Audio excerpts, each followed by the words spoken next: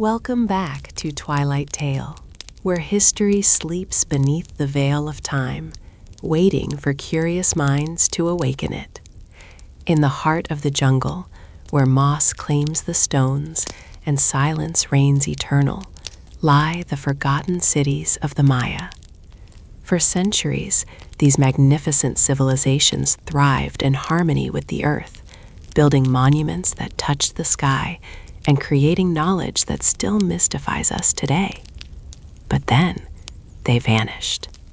Not in a blaze of glory, but quietly, leaving behind only whispers in the ruins, secrets carved in stone, and mysteries that have puzzled historians for generations. Today, we're stepping into those silent cities together. We're walking the stone roads they once walked, decoding the symbols they left behind, and uncovering the gentle yet profound story of one of history's greatest civilizations. So, dim your lights, open your mind, and join us as we explore the silent cities of the Maya. Dawn arrives almost imperceptibly across the Guatemalan lowlands, as though the sun itself is reluctant to disturb the long-held dreams of the forest. In the Grand Plaza of Tikal, the first light does not rush, but drifts, soft and silvery, toward a single limestone stela standing half-emerged from shadow. The air is cool, still touched by nighttime's breath, and the stone seems to exhale with it. Moisture clings to the carved surface, glimmering like a thin veil as the day begins to gather its strength. On the stela, the glyphs are softened by rain and centuries of patient erosion, yet even in their worn state, they hold a kind of quiet insistence, as though the past leans forward through them, asking to be remembered. The figure carved there, a ruler in feathered regalia, has long since lost the sharpness of his features. The eyes are blurred, the mouth nearly gone, but the posture remains unmistakable, upright, ceremonial, purposeful. A silhouette of authority shaped in stone, poised as if still listening for a conch shell's call. Archaeologists have traced monuments like this to rituals woven through the cycles of the Maya calendar round, those elegant convergences of time that spiraled endlessly through 260-day and 365-day rotations. Each stela once marked a moment meant to be anchored, a reign proclaimed, a boundary set, a ritual completed. Yet many inscriptions remain incomplete, fractured by weather or toppled during periods of conflict. Their stories are like broken phrases in a language we still learn to hear, fragments whose meanings hover just beyond certainty. Even now, as sunlight brushes its way across the stone, the stela seems caught between presence and disappearance, offering only what time has chosen to spare. Around it, the Grand Plaza stretches in a serene geometry. The towering faces of Temple 1 and Temple 2 glow faintly at their edges, their steep stairways still cool and shadowed. For a moment, the silence feels immense, as though all of Tikal pauses to acknowledge the turning of another day. Then, high in the ceiba trees, the sacred trees whose branches were believed to touch the heavens, birds begin to stir. Their calls ripple outward, gently awakening the city that once held tens of thousands of lives. We drift toward the temples, our footsteps soft against the earth. Wind moves across the plaza in slow, wandering currents, brushing through the remnants of ancient stone as if searching for some memory stored within the cracks. It guides us past carved masks that once glared down from temple facades, past stairways that held the weight of rulers, priests, traders, and families whose names are scattered across the dynasty's long tapestry. The forest watches all of this quietly. It knows the rise and fading of cities better than we do. Beyond the main plaza, pathways lead into quieter spaces, residential compounds tucked behind broad platforms, where the living once shaped their routines around ritual cycles. Stone outlines of homes lie beneath layers of fallen leaves. Here, the archaeological record becomes more intimate.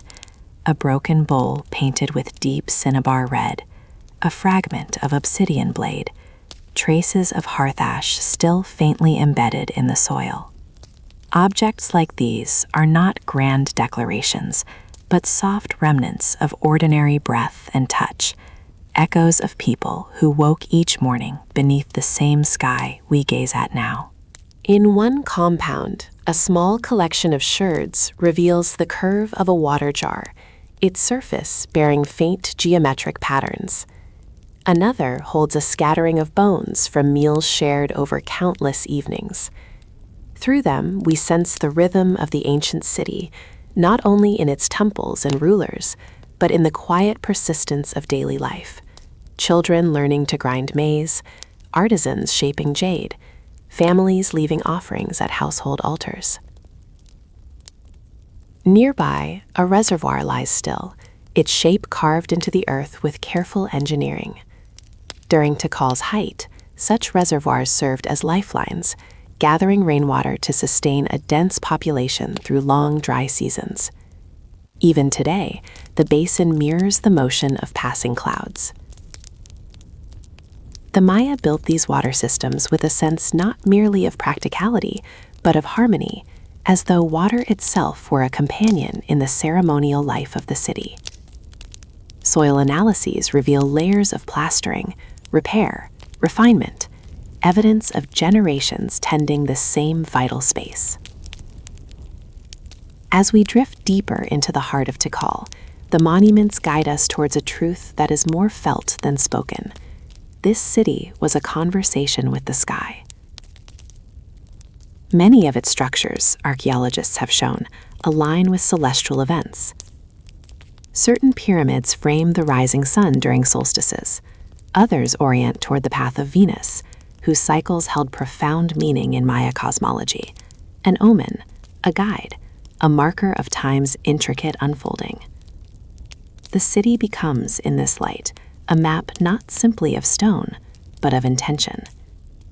Each temple, each plaza, each causeway participates in a dialogue between earth and the heavens. Walking among these alignments, we sense the care with which Tikal's planners observed the sky. They studied the slow wandering of planets, the regularity of lunar phases, the delicate turning of seasons. To them, these patterns were not abstractions, but living forces shaping the world below. Ceremonies echoed celestial rhythms.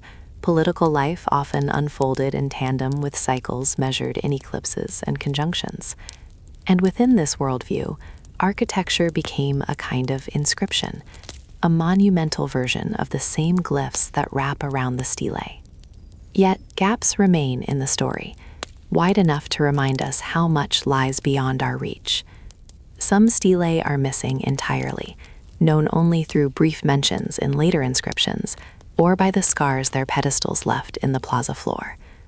Others stand but remain damaged, their glyphs too eroded to be restored confidently.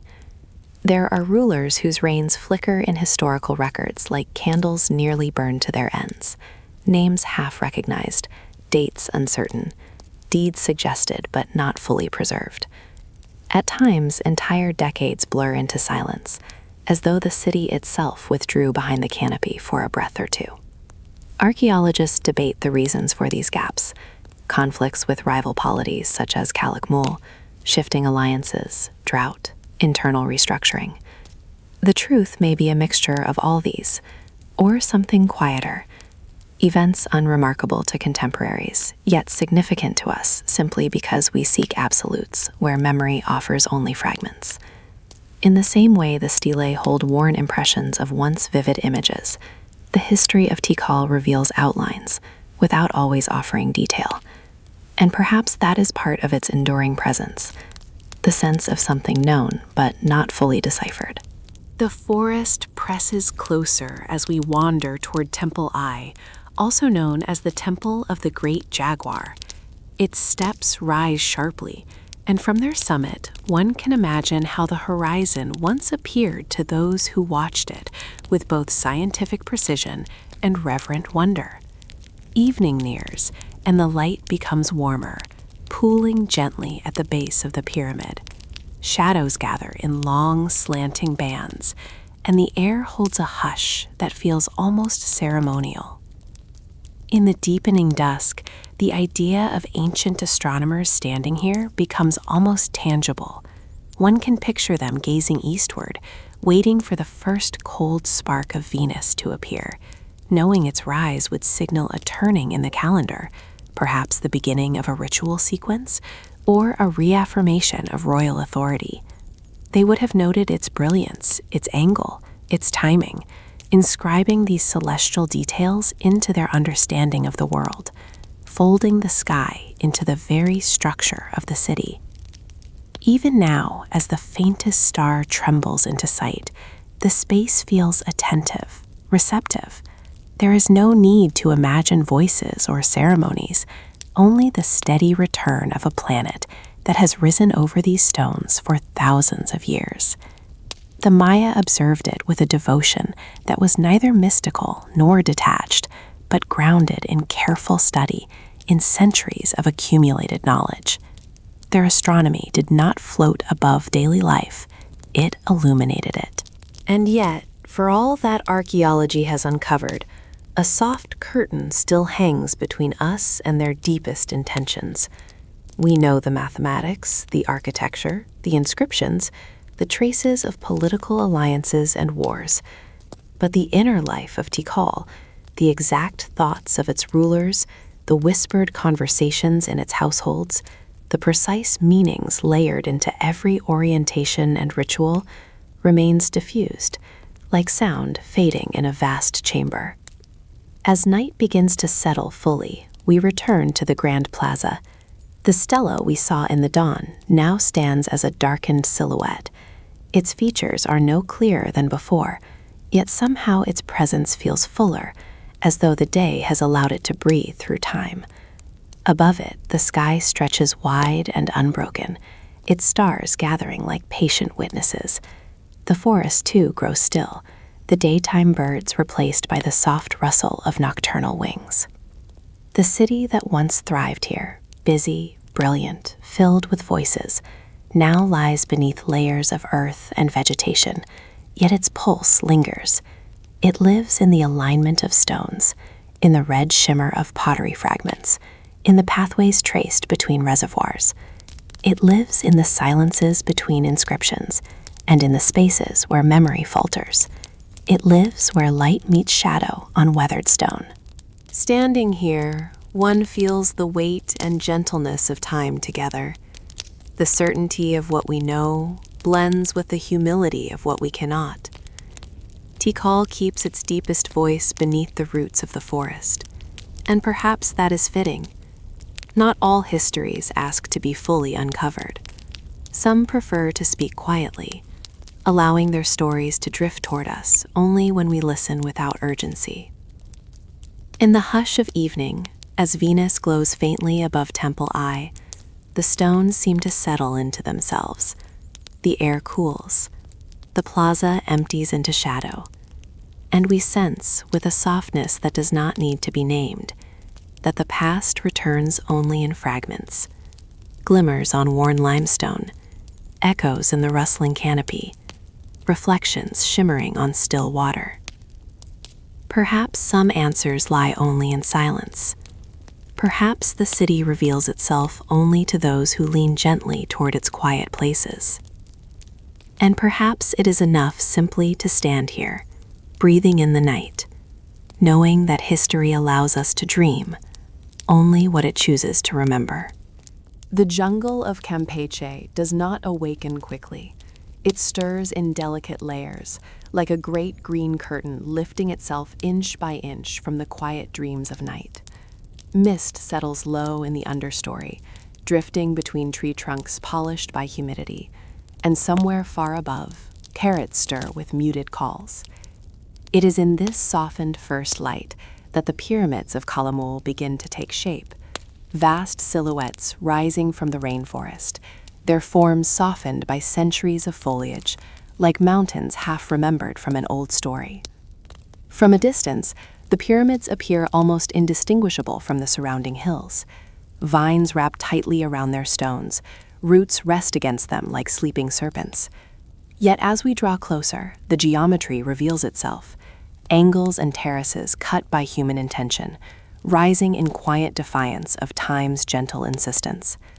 Calakmul, once one of the great capitals of the Maya world, lies here in profound stillness, its grandness muted by leaves and shadow. Near one of its royal tombs, beneath layers of earth and debris, archaeologists uncovered a broken jade mask. Its pieces were scattered like fragments of an interrupted breath. When reassembled, the surface gleamed a deep, cool green, polished smooth by ancient hands. Jade, for the Maya, was not merely a precious stone. It carried the essence of life, the shimmering of water, the quiet persistence of the forest. A funerary mask carved from it was meant to hold a ruler's eternal breath, a symbol of continuity, even as the body beneath it returned to the earth. Now, cracked along its edges, the mask becomes our doorway into Calakmul's memory. We linger over the smooth curve of its cheek, the faint lines where the artisan's tools once pressed with measured care. The face it represents is unknown to us. The tomb's inscriptions, like so many here, are partially damaged. Yet the presence it offers feels unmistakably human. Someone who lived beneath these canopies, governed these plazas, breathed this warm air. Someone who believed, as many did, jade could carry the essence of their final exhalation into eternity. From the tomb, we move softly into the wider realm of the Kanul, the Serpent Kings, whose dynasty once radiated influence across the Maya lowlands. Their emblem glyph, a stylized serpent head, appears repeatedly on stelae throughout the site, each one marking a chapter of political ambition. Alliances formed, battles waged, rituals performed at precise intersections of the Maya calendar. The Kanul kings were masterful strategists, shaping networks that stretched toward distant cities, such as Dibanche and El Mirador, and entering long rivalries with powerful centers like Tikal. Yet many of these stories reach us now through incomplete glyphs. Rain, war, and the slow settling of the forest have broken inscriptions into scattered syllables. Some rulers emerge only briefly in the historical record before vanishing again. Names half-carved, dates eroded, their legacies suspended in quiet uncertainty. Scholars reconstruct what they can. A queen mentioned in one monument, a victory recorded on another, a diplomatic marriage hinted at through a fragment barely legible in the stone. But much remains veiled, and the halls of Calakmul feel filled with these subtle absences, spaces where memory thins into silence. We wander toward the palace complex, where walls of limestone rise in gentle, uneven lines. Corridors extend into shadowed passages, their ceilings lowered by collapsed stone and thick vines. Light filters through small apertures, illuminating patches of plaster still tinted with pigments, trace reminders that these halls once held color, movement, and ritual sound. Our steps echo lightly against the stones, their surfaces warm from the day, cool where shadow lingers. Within these corridors, archaeologists found murals depicting scenes not of kingship or ceremony, but of everyday market life. Painted in delicate strokes, the surviving fragments reveal women carrying bundles of textiles, merchants exchanging cacao beans, workers hauling salt. These interactions were the quiet heartbeat of the city, mundane to their participants, yet profound in their contribution to the rhythms of an empire. Cacao, once used as currency, exchanged hands with gentle familiarity. Textiles emerged from skillful weaving, their patterns likely carrying meanings we can no longer read. Salt, essential and unassuming, traveled from distant sources to meet the needs of families here in the heart of the forest. Standing before these mural fragments, the grandeur of the Serpent King softens. The empire becomes not merely a realm of rulers and wars, but a place where ordinary lives unfolded with the same quiet complexities as those of people everywhere, stories of work and rest, exchange and preparation, families making their way beneath the shadow of monumental pyramids. As we continue deeper into the ancient city, paths rise slowly toward one structure that dominates all others, Structure 2. It rises out of the canopy like a great stone wave, enormous in its proportions, one of the largest pyramids in the Maya world. Layers of terraces step upward, each one worn smooth by centuries of rain.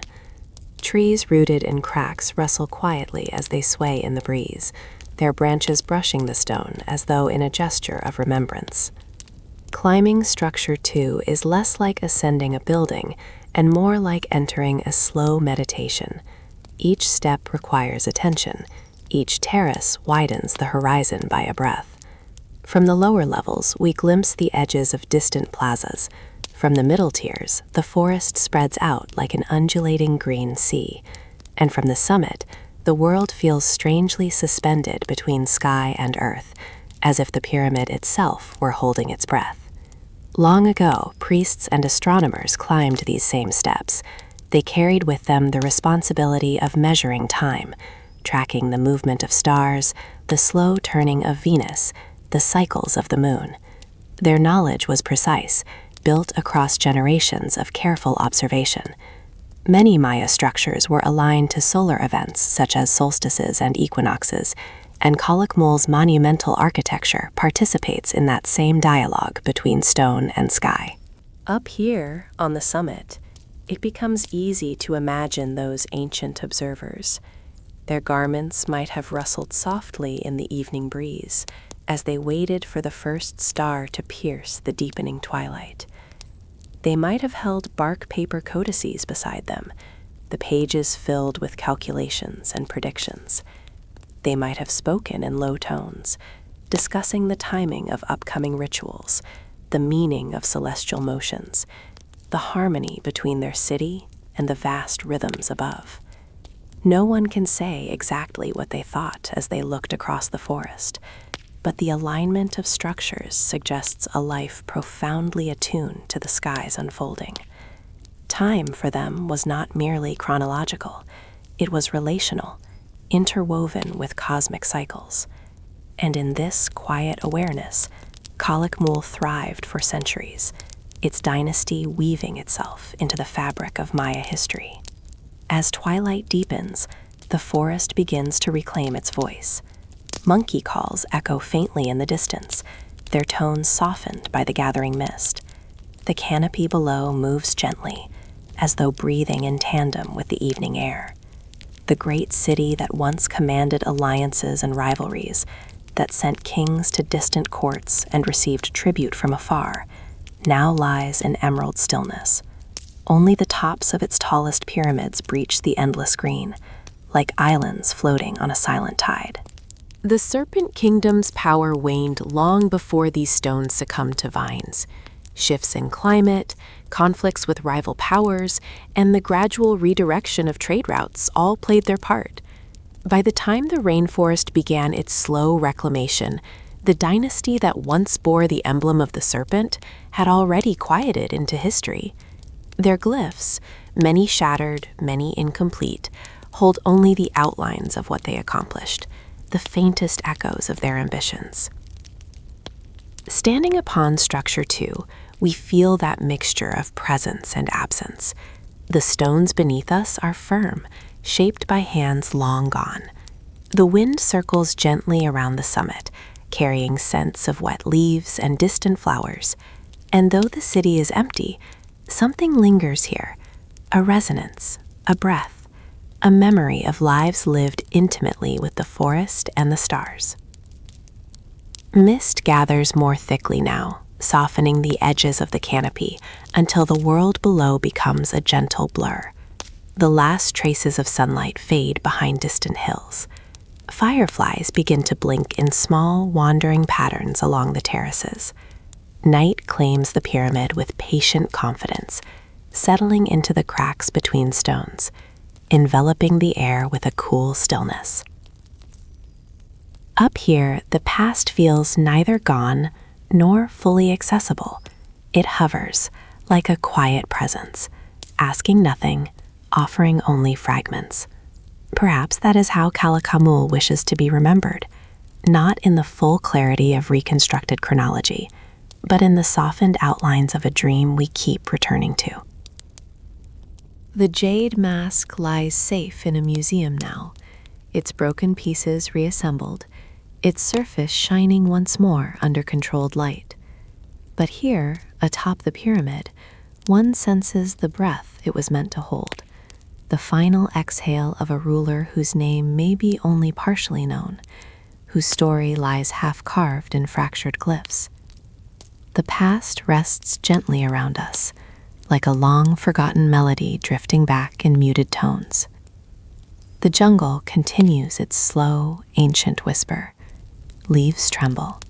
A nightbird calls. Mist drapes itself across the stones. And we stand in the quiet heart of an empire that has dissolved into the embrace of the forest. Perhaps some answers lie only in silence. Perhaps the serpent kings speak now only through the breath of wind passing over their pyramids. And it may be that we remember only what history allows us to dream.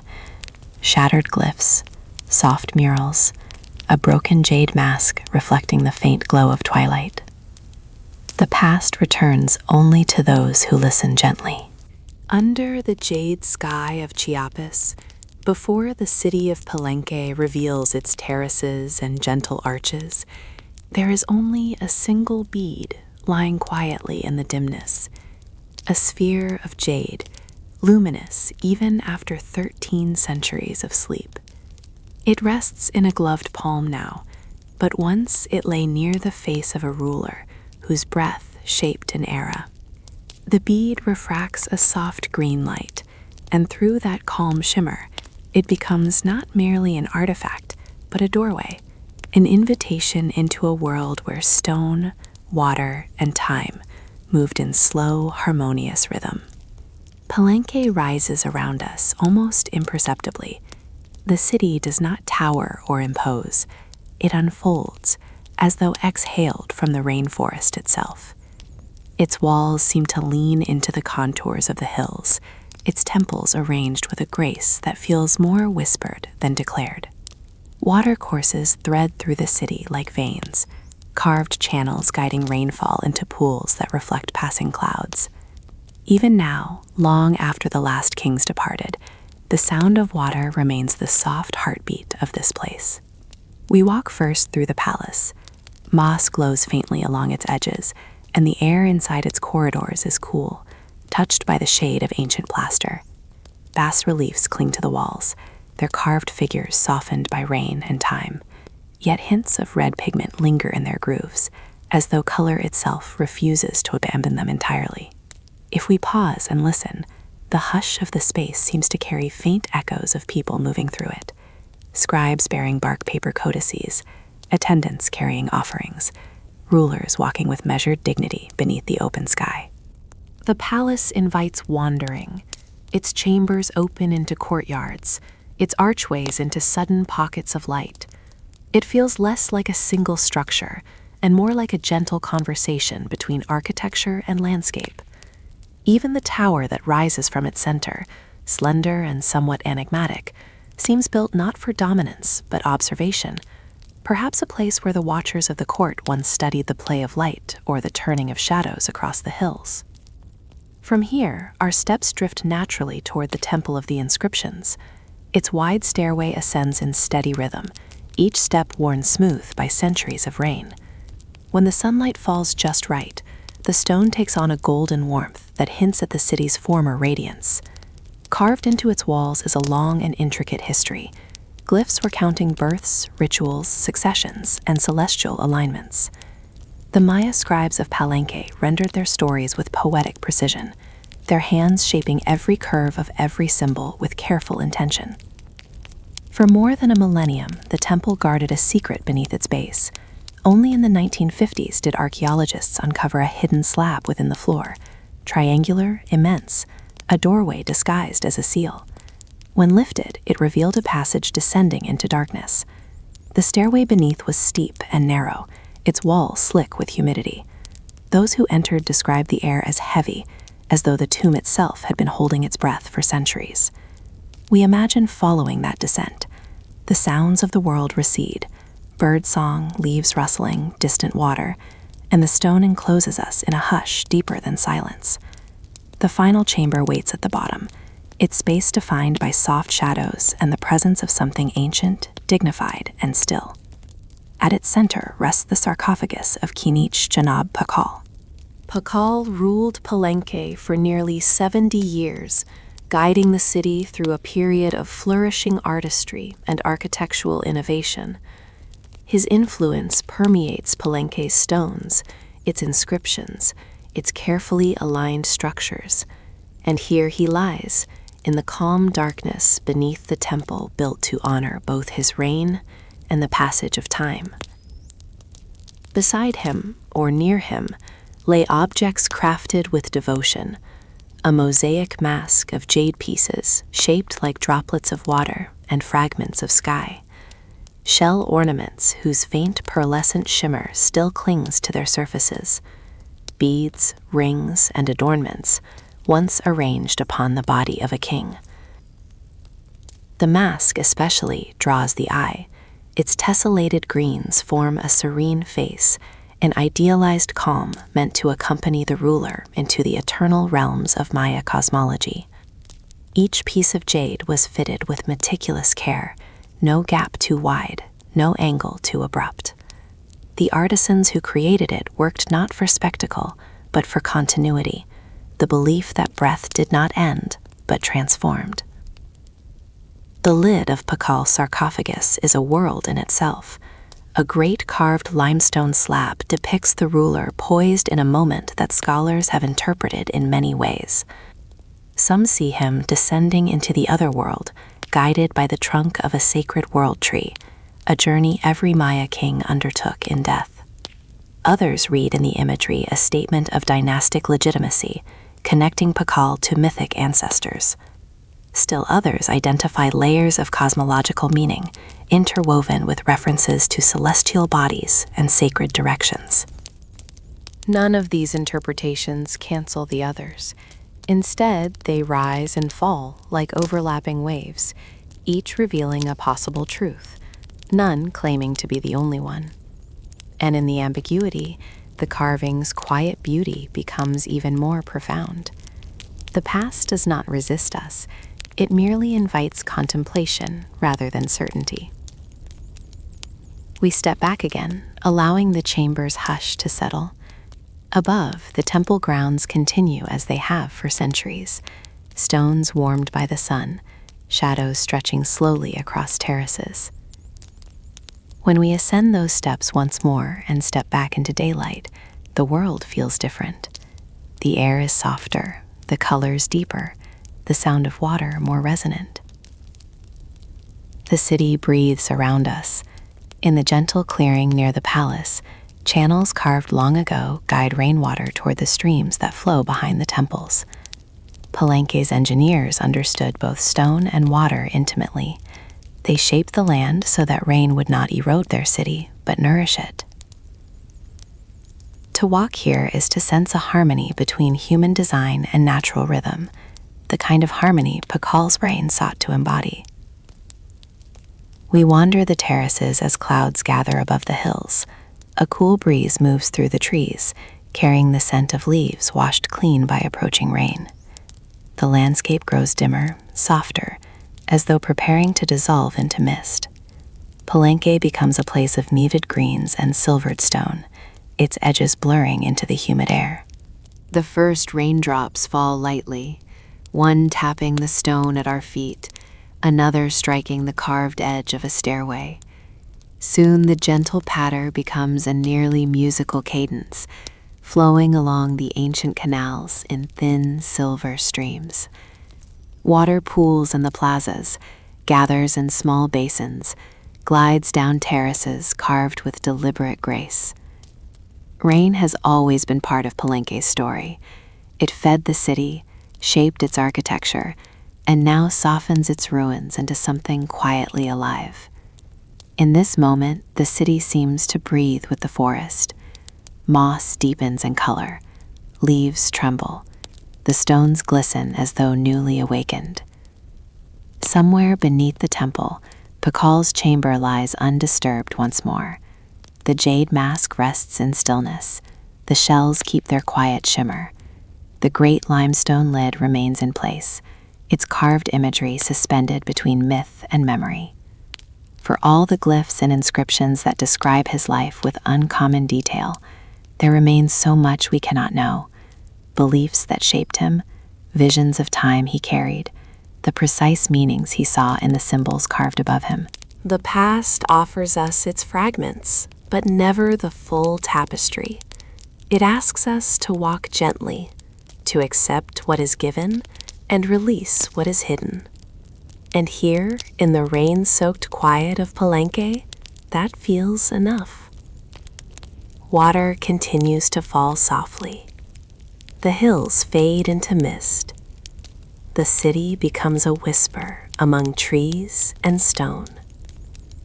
Perhaps some answers lie only in silence. The past returns only to those who listen gently. And it may be that we remember only what history allows us to dream.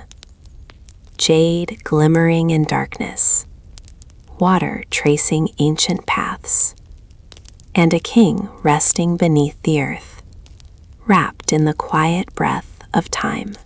A single cobblestone rests beneath the fading lamplight of a quiet workspace, smooth as river-worn jade and gently rounded by centuries of footsteps. It was found in the ceremonial courtyard of Uxmal, lifted from the earth with the soft care reserved for something that remembers more than it reveals. The stone fits easily in the palm, warm, familiar, shaped by countless souls that pressed upon it in rhythms of devotion and daily life. In its simplicity, it becomes an invitation, a threshold into a city where architecture rises like whispered prayer, and time folds itself into curves of light and shadow. The Yucatan rests in a hush as we approach Uxmal. The air is warm, scented faintly with dust and the sweet breath of night-blooming flowers. Through this gentle stillness, the Pyramid of the Magicians slowly emerges, a massive elliptical form rising from the forest floor, with a grace both surprising and serene. Unlike the sharper geometry of many Maya pyramids, this one lifts in soft curves, as though shaped not by hands but by the memory of the moon itself. Legends cling to it, as legends often do, stories of a child magician, of miraculous construction completed in a single night. They drift through local lore like thin vapor, cherished for their beauty, but we let them settle in the background, turning instead toward what archaeology can hold steady for us. Uxmal belongs to the Puk tradition, the architectural style that flourished in the late Classic period. Carefully cut stones fitted with astonishing precision, facades rich with mosaic ornamentation, pillars arranged to guide both the eye and the rising sun. Even here, where stories bend toward myth, the stones remain grounded in craftsmanship and celestial rhythm. The Pyramid of the Magician stands aligned not only with the sky above it, but with the ceremonial spaces around it, forming a quiet dialogue between Earth and cosmos. As we draw near, the air grows cooler, the shadow of the pyramid stretching long across the courtyard like an old memory. The surface of the structure breathes with texture, layers of stone set in gentle incline, worn at the edges from centuries of wind. No inscription tells us precisely which ritual steps once echoed here, which rulers or priests ascended these tiers with offerings held close to their chests. But the shape itself speaks in a language older than writing, a vocabulary of balance, orientation, and devoted intention. We wander toward the nunnery quadrangle, a name given by Spanish visitors centuries ago, though its ancient function remains uncertain. The courtyard opens before us like a quiet breath, its 4 long buildings enclosing a space where echoes feel soft and contemplative. At first glance, the facades seem orderly, almost formal, but as we move closer, the details unfold. Rows of chalk masks stacked upon one another with mosaic intricacy, their long hooked noses extending like ritual rain petitions carved into stone. Chalk, the rain deity, appears everywhere here. Uxmal relied on rain with a devotion that bordered on necessity. With no natural cenotes nearby, the city depended on chultunes, underground cisterns that gathered precious rainfall. Each drop carried hope. Each season invited both promise and uncertainty. And so the masks of chalk, arranged in rhythmic succession along these walls, feel less like ornament and more like prayer made visible. Their repetition becomes a soft pleading to the heavens, a reminder of the delicate balance upon which Uxmal's prosperity once rested. The stone beneath our feet holds faint warmth from the day. The air, though still, feels alive, filled with the unspoken stories of those who walked this courtyard long ago. Researchers trace ritual scenes through the remaining iconography, serpents whose open jaws seem to mark portals between realms, priests bearing offerings in procession, stylized birds perched upon geometric patterns. These images tilt gently between cosmology and artistry, inviting interpretation but resisting certainty. Uxmal is a place where clarity gives way to impression. Many buildings lack inscriptions entirely, leaving the narrative to be pieced together through architectural clues. A decorative frieze may hint at a ceremony. A doorway's alignment may indicate a seasonal observation. Masks stacked in vertical rhythm may suggest prayers rising upward. All of it whispers, none of it declares. We drift along the quadrangle's edges, tracing the lines of the stonework. The Pook builders crafted their facades like woven textiles, repeating patterns that create both symmetry and subtle variation. Triangles, stepped frets, lattice panels, masks that seem to peer from behind the geometry, each element layered into the next with a patience that feels almost meditative. Their craftsmanship was not hurried. It grew from a deep relationship with material, belief, and the cycles of sky and soil. Beyond the quadrangle, the jungle surrounds the city with a patient embrace. Palms sway in slow arcs, responding to a breeze we cannot feel. The calls of unseen birds echo faintly. Every so often, a lizard skitters across a sun-warmed stone, then disappears into shadow. Nature has reclaimed Uxmal not through force, but through a gentle persistence, weaving itself into every gap and corner. We return to the pyramid as dusk settles. The sky drifts from gold to violet, then darkens into a deepening blue. In this soft transition, the pyramid of the magician seems to shift in character, its smooth curves catching the last traces of light, its shadow growing deeper until it becomes a silhouette of quiet purpose. Moonrise comes slowly over the horizon. At first, only the edges of the pyramid silver faintly, but soon the entire structure glows, pale, ethereal, almost weightless against the night. Bats circle gently overhead, tracing quiet arcs across the luminous sky. Their wings flutter in rhythmic whispers, adding a delicate pulse to the silence. Up close, the moonlight reveals new textures in the stone, highlighting surfaces shaped by ancient hands. Each block contributes to a form that feels both deliberate and dreamlike. Some archaeologists believe the building may have evolved through multiple construction phases, each layer enveloping the one before it, like memories folded gently into time. Others point to its elliptical base, unique among Maya pyramids, as evidence of ceremonial function still not fully understood. These interpretations drift around us like soft-edged speculation, never imposing, simply offering possibilities to rest upon.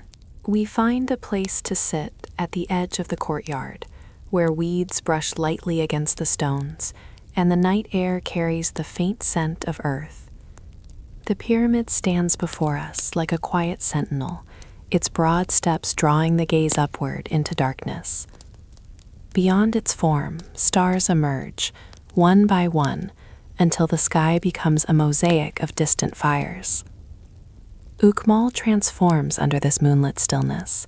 The city seems less like a ruin and more like a dreamscape, where artistry and devotion remain suspended in time. Pathways glow softly, the facades of the quadrangle shimmer with delicate shadow. The Chak masks appear almost contemplative, as though listening for the distant rumble of rain. We imagine priests ascending the pyramid under a similar moon, their movements measured and steady. We imagine offerings placed with care, their fragrances rising into the night. We imagine a population waiting below, eyes turned upward, trusting that the cycles of the sky would continue to guide them. Yet so much remains unknown. Uxmal offers fragments, impressions, hints woven into stone and silence. The absence of inscriptions leaves many answers to drift like dust in moonlight. But uncertainty does not diminish the city's presence, it deepens it. Mystery, here, is not a void. It is a gentle veil through which the past invites us to listen, without pressing too hard for resolution. The wind stirs slightly, brushing through the foliage. The pyramid glows softly, as though warmed from within by memory rather than sun.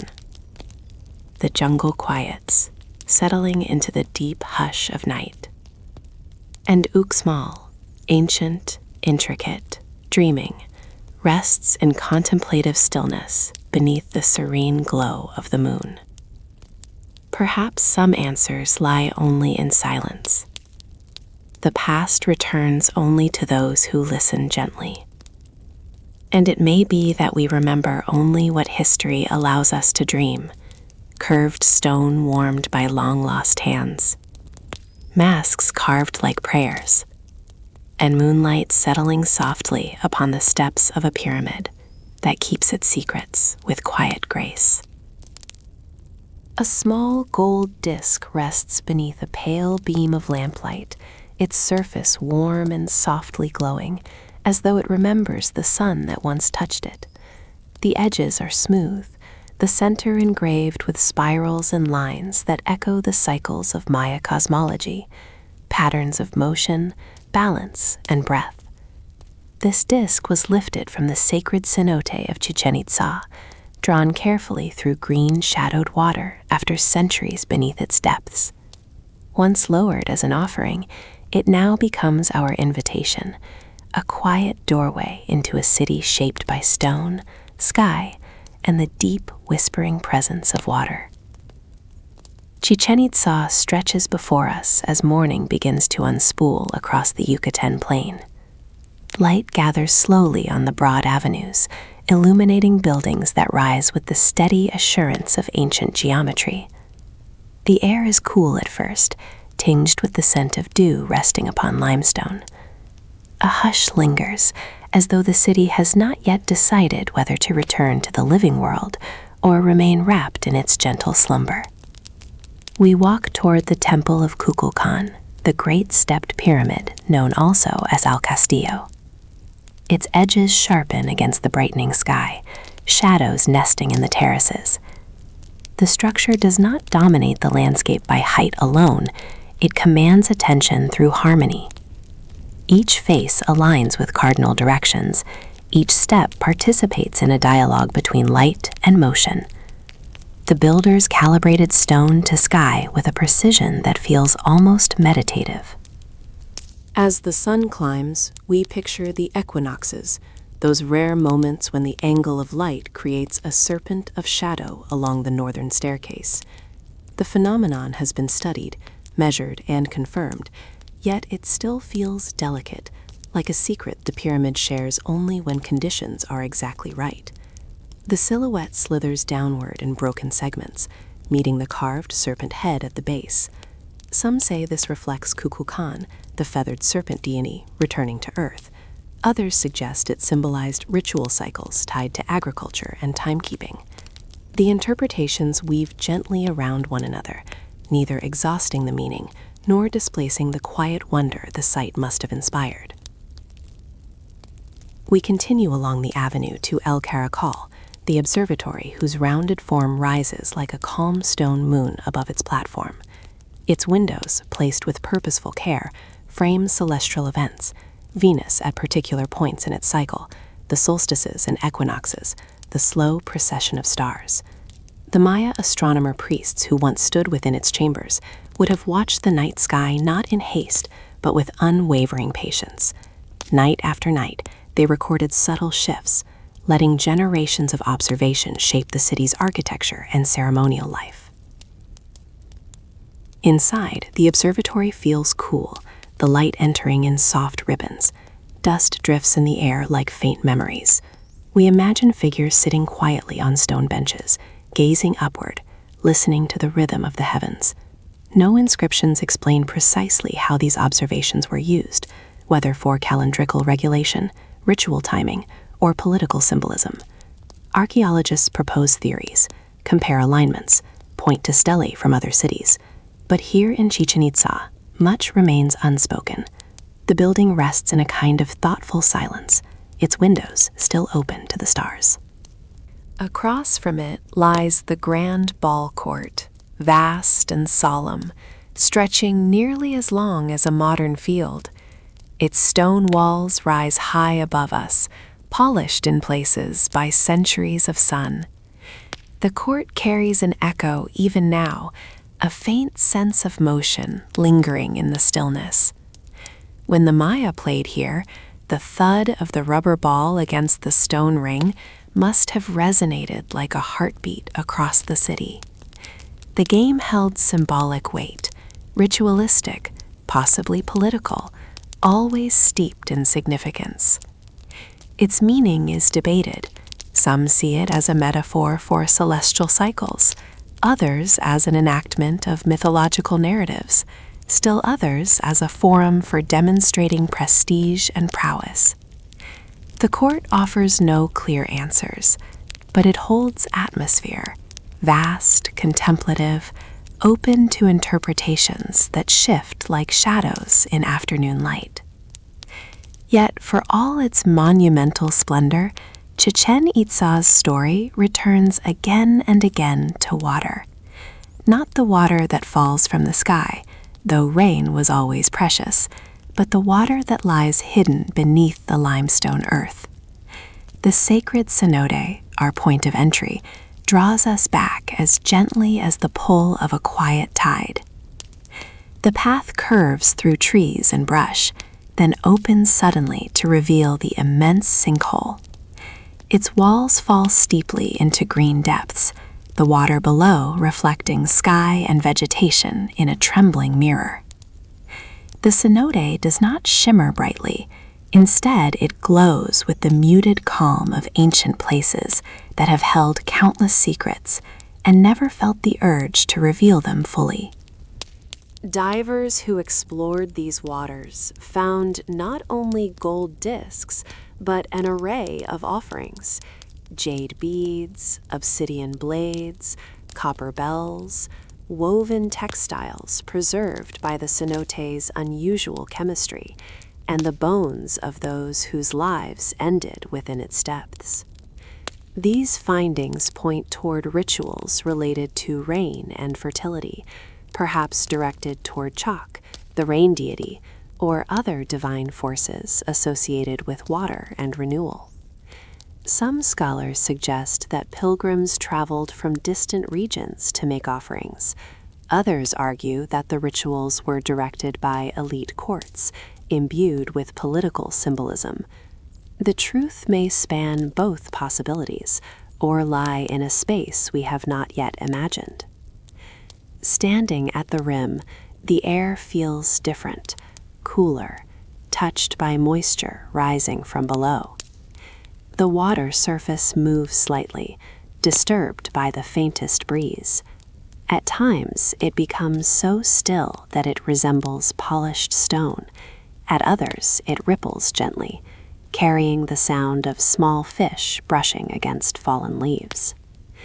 the cenote becomes not only a natural wonder, but a presence, observant, reserved, and impossibly patient. We sit beside it for a while, letting the quiet deepen. It is not difficult to imagine ancient ceremonies here.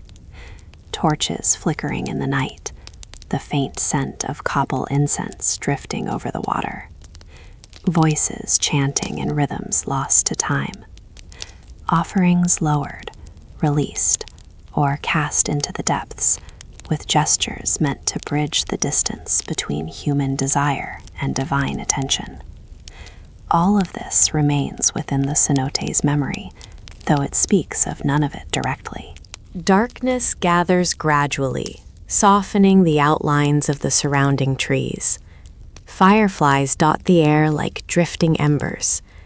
A slight wind moves through the grasses at the cenote's edge, carrying with it the sounds of distant insects and the faint hum of nighttime life awakening. Chichen Itza shifts under the new light, becoming less a city of stone and more a dreamscape where shadow and moonlight mingle. We walk back toward the pyramid, now luminous beneath the night sky. The terraces gleam faintly, catching the silver glow. At its base, the serpent heads carved in stone appear calmer, almost contemplative, as though listening to the movements of air and leaf. El Caracol stands quiet against the stars, its windows glowing softly. Even the ball court feels transformed, its vastness gentled, its echo turned inward. The city holds its breath. We return once more to the cenote's rim, drawn by its stillness. Moonlight touches the water in a thin, wavering line. The surface, dark and reflective, seems to hover between depth and sky, a threshold neither fully open nor fully closed. For the Maya, cenotes were entrances to the watery underworld, but also sources of life, places where world and cosmos touched. It is not necessary to imagine supernatural events here, only to recognize the profound reverence that water commanded in a landscape of porous stone and hidden rivers. The gold disc that led us into this chapter rests now behind museum glass, but in our minds it remains suspended above the cenote, reflecting torchlight. Its patterns curve and spiral, echoing the structure of Maya time cycles, layers of meaning that turn endlessly, like water circling in a quiet eddy. Night settles more fully. The wind curls gently across the cenote's surface, stirring faint ripples that move outward and fade. The trees rustle softly, and the distant stones of Chichen Itza seem to lean deeper into their own quiet. The city's inscriptions offer partial clarity, names, dates, events, but the cenote softens everything, holding its own silence like a veil drawn lightly across history. Perhaps some answers lie only in silence. The past returns only to those who listen gently. And it may be that we remember only what history allows us to dream: stone rising beneath the sun, torches flickering over dark water, and offerings drifting slowly into the depths of a cenote that still keeps the secrets of Chichen Itza with tender, enduring care. A small flake of emerald green pigment lies on a linen cloth, its colors still luminous despite centuries spent in darkness. It is delicate, no bigger than a fingernail, yet when touched by the gentlest angle of light, it burns with a vividness that feels almost impossible. This fragment was lifted from the walls of Bonampac's Structure 1, carried carefully from shadowed forest into the hands of researchers who recognized its quiet power. It becomes for us a doorway, a tiny shard of paint through which an entire world begins to breathe again. Bonampak rests deep within the Lacandon rainforest, where vines coil around limestone facades and soft moss creeps along forgotten steps. The air is warm, heavy with the scent of earth and leaves. When the sun filters through the canopy, it comes not as brilliance, but as a muted glow, falling in thin, wandering beams. In such filtered light, the the city emerges slowly, an assemblage of terraces, plazas, and painted chambers, half swallowed by vegetation, yet enduring with a calm persistence. Structure 1 stands modestly compared to the towering pyramids of other Maya cities. Its facade is unassuming, sheltered by protective coverings installed to preserve its treasure. But inside, beneath layers of time and quiet, the walls breathe with color so vibrant it seems newly applied. The murals here are unlike any others preserved from the ancient Maya world, alive with motion, expression, ritual, and the full palette of human presence. We step softly into room 1, as though entering a gathering that continues in the hush of memory. The first wall blossoms with a ceremonial procession. Musicians hold long trumpets carved from conch shells, their cheeks full with breath, frozen in pigment. Dancers move in wide, graceful arcs, their limbs adorned with feathers so carefully painted that individual quills appear to shimmer. Nobles, wrapped in textiles of striking blues and reds, stand with measured dignity. The brushstrokes capture not only their garments, but the subtle lift of their posture, the contemplative tilt of their faces. Archaeologists have long remarked on the realism of these murals. Unlike the stylized art common in other Maya sites, the figures here carry individuality. Some smile faintly, others appear lost in thought. Their eyes are sharp, attentive. The lines of their faces show variation: youth, age, tension, curiosity. The painters of Bonaparte were keen observers, rendering human expression with a tenderness that bridges the millennia. The walls envelop us.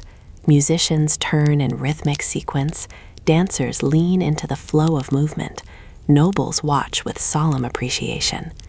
The colors, emerald green, cinnabar red, soft ochre, remain strong, preserved by the room's centuries of darkness. It is as though the forest protected this place, keeping its stories safe until the world was ready to find them again. We drift into room 2, where the tone shifts like a sudden intake of breath. Here, the murals depict a narrative of conflict. Warriors clad in jaguar pelts and elaborate headdresses advance with raised spears. Captives kneel before rulers, their expressions drawn with aching clarity: fear, exhaustion, resignation. Though the scenes portray violence, we let our gaze move gently across them, focusing not on the clash itself, but on the craftsmanship, the symbolic patterns, the order beneath the drama. The brushstrokes remain precise, deliberate. Lines curve with anatomical accuracy. Shading brings dimension to bodies poised in tension. Even the blades, obsidian shards painted with dark gleam, are rendered with a refinement that suggests the artist knew not only their shape, but their weight. The mural is complex, layered with figures, banners, and glyphs that record names and events. It is a historical document as much as a work of art. Scholarship identifies this scene as part of a larger narrative: victory, subjugation, ritual affirmation of rulership. Yet uncertainty lingers. Some researchers believe it represents a conflict internal to the region. Others suggest it captures a ceremonial reenactment meant to legitimize authority. The glyphic text helps, but does not complete the story. The murals hold their secrets lightly, as though keeping some truths folded behind the paint. We let the tension of the room settle, then move into the third chamber, where the mood shifts again, returning to ceremony, to incense, to the measured rhythms of ritual. Here, nobles gather beneath banners that hang like woven constellations. Priests, clad in garments adorned with jade and shal, perform rites that release curls of white incense into the air. Children appear in the scenes too, present in ritual roles, their faces painted with the same attention to detail as the adults around them. It is a chamber alive with symbolism: textiles patterned with cosmological motifs, staffs and scepters carried in precise postures, offerings held aloft. Light plays gently across these walls. The pigments are slightly softer here, as if the ceremonies depicted required a more reflective palette. Blues dominate one corner, in another, reds deepen into shadows. The figures are arranged with compositional harmony, guiding the eye in a slow, meditative circle around the room. Some appear to be receiving blessings, others give instruction.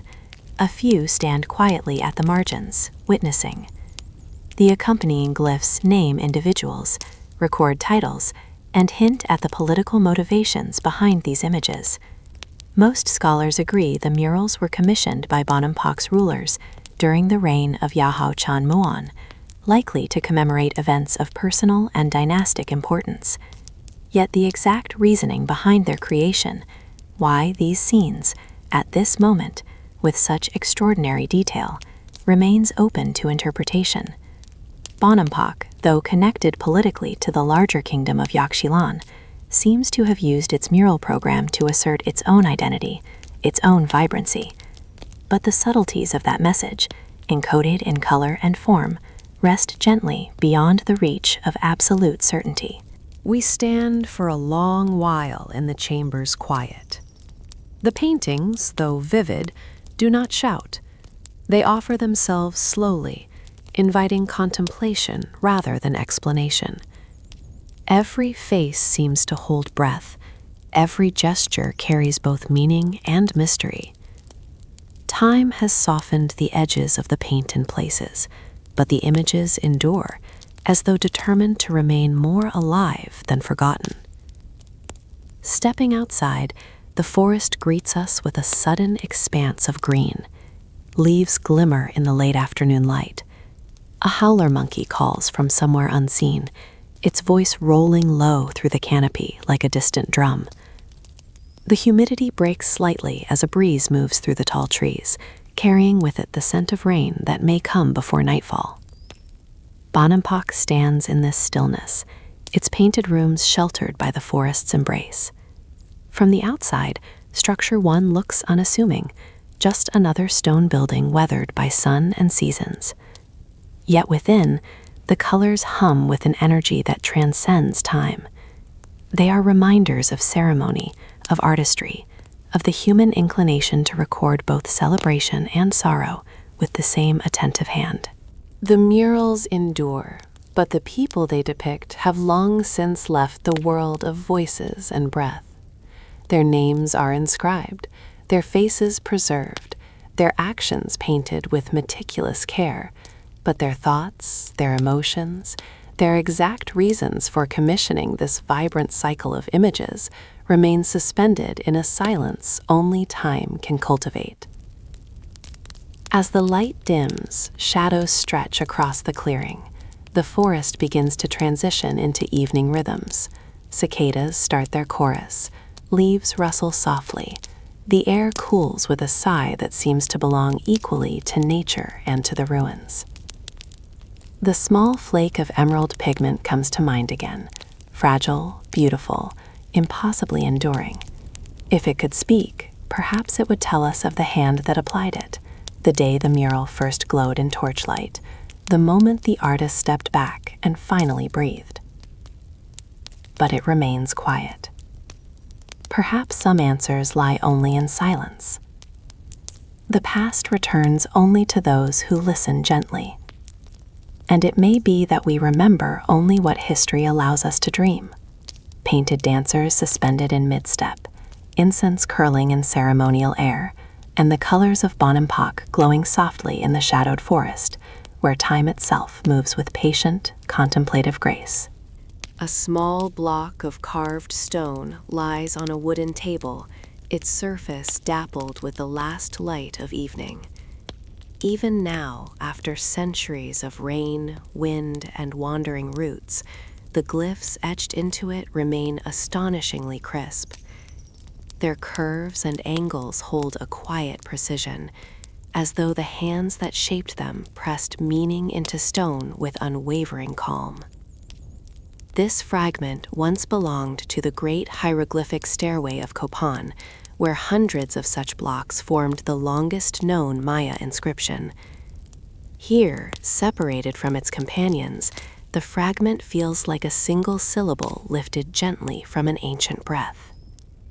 The Rio Copan murmurs nearby, its voice low and unhurried.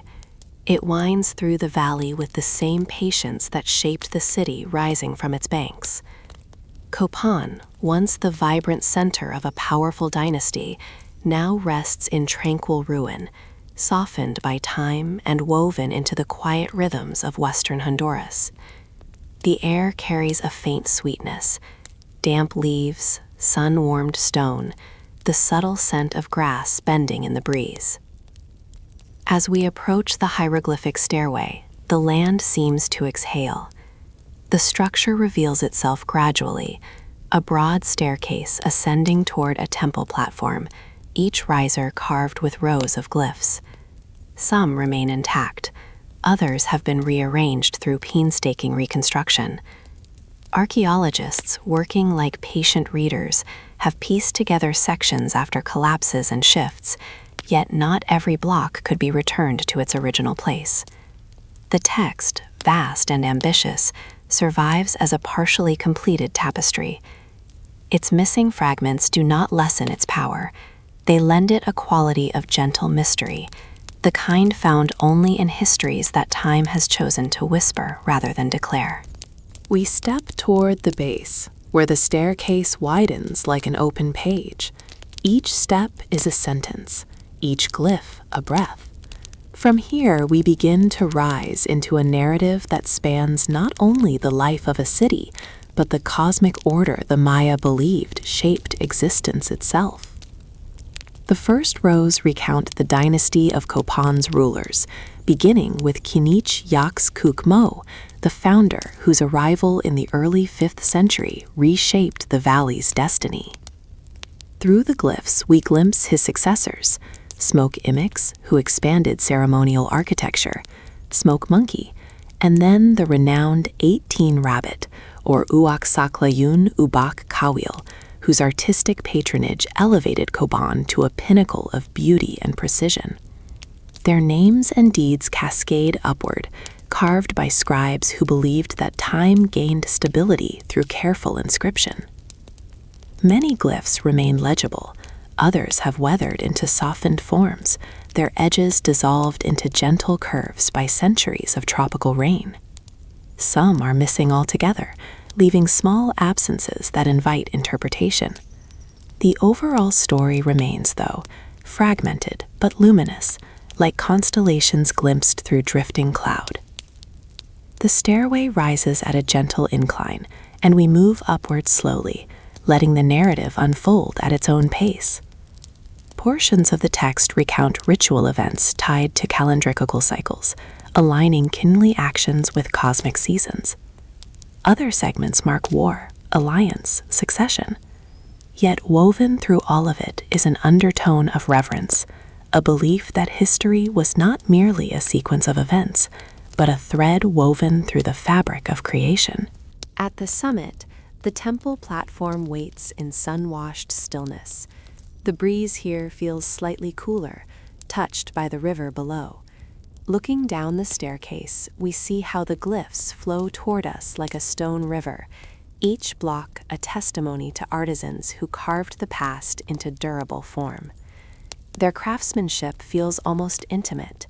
The incised lines remain so fine, so careful, that one can almost imagine the carver leaning close, ensuring every curve followed tradition and purpose.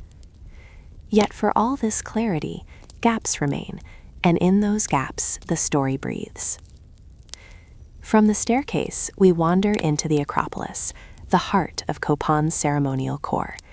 It rises in terraces, each level revealing new plazas, temples, and corridors. Walking here feels like drifting through a library of stone, each building a chapter layered upon the next. The structures form a kind of architectural conversation, stories stacked upon one another, their meanings echoed in reliefs, altars, and staircases. Stelae punctuate the plazas like tall, slender guardians.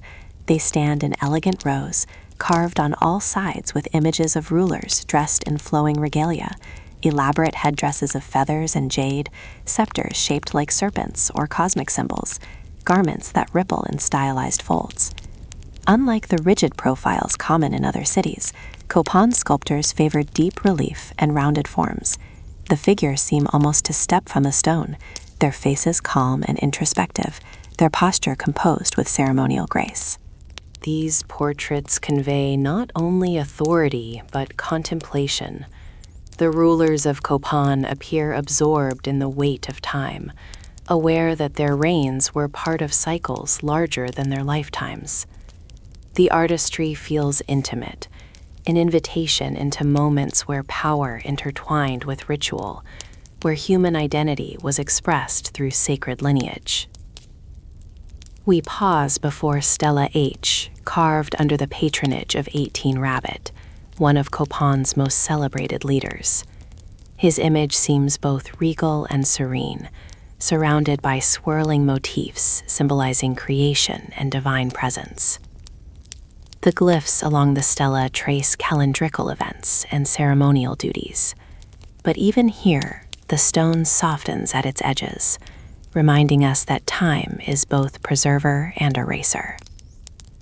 The Acropolis leads us through shadowed corridors where carved friezes cling to walls, depictions of cosmic monsters, serpents, and deities that framed the city's spiritual life. Each motif whispers of mythological narratives, known deeply to Copan's inhabitants, yet faint to us, glimpsed only through the fragments that remain. From these elevated chambers, we descend toward the ball court. Its sloping sides rise on either side of a central playing alley, forming a narrow field where ritual games once unfolded. The court is quiet now, occupied only by sunlight and drifting leaves. But if we stand still, listening, the space seems to hold an echo, the soft thud of a rubber ball striking stone, the rhythmic footfalls of players moving with disciplined grace. Inscriptions suggest that the ball game here, as in many Maya cities, carried mythic weight. Some scholars propose that it reenacted battles between cosmic forces, others that it symbolized the cycles of life and death, night and dawn. Practical details of the game itself, how precisely it was scored, how the teams were organized, are less certain. The stones give clues, but never the full explanation. The court remains a place where meaning hovers at the edges, inviting inquiry without resolution. We rest at the base of the court, letting the afternoon light drift across the grass. The river's murmur returns, softer now, as though carrying a low chant from distant terraces. Copan's valley feels suspended between worlds, the world of verdant nature pressing against its boundaries, and the world of carved memory rising in terraces of stone. Gradually, we step back toward the hieroglyphic stairway. The sun lowers, casting longer shadows across the glyphs. Their carved edges catch slanted light, revealing subtle textures invisible hours before. We sit near the base, where the staircase widens. The fragment we saw earlier comes to mind, a single piece lifted from its place, quiet yet potent. Here, amid the many glyphs still embedded in the structure, it becomes part of a vast, incomplete poem.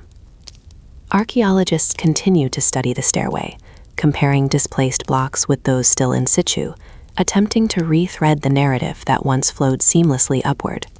Some sections have been confidently restored, others remain uncertain. But perhaps it is this very incompleteness that grants the stairway its soft power.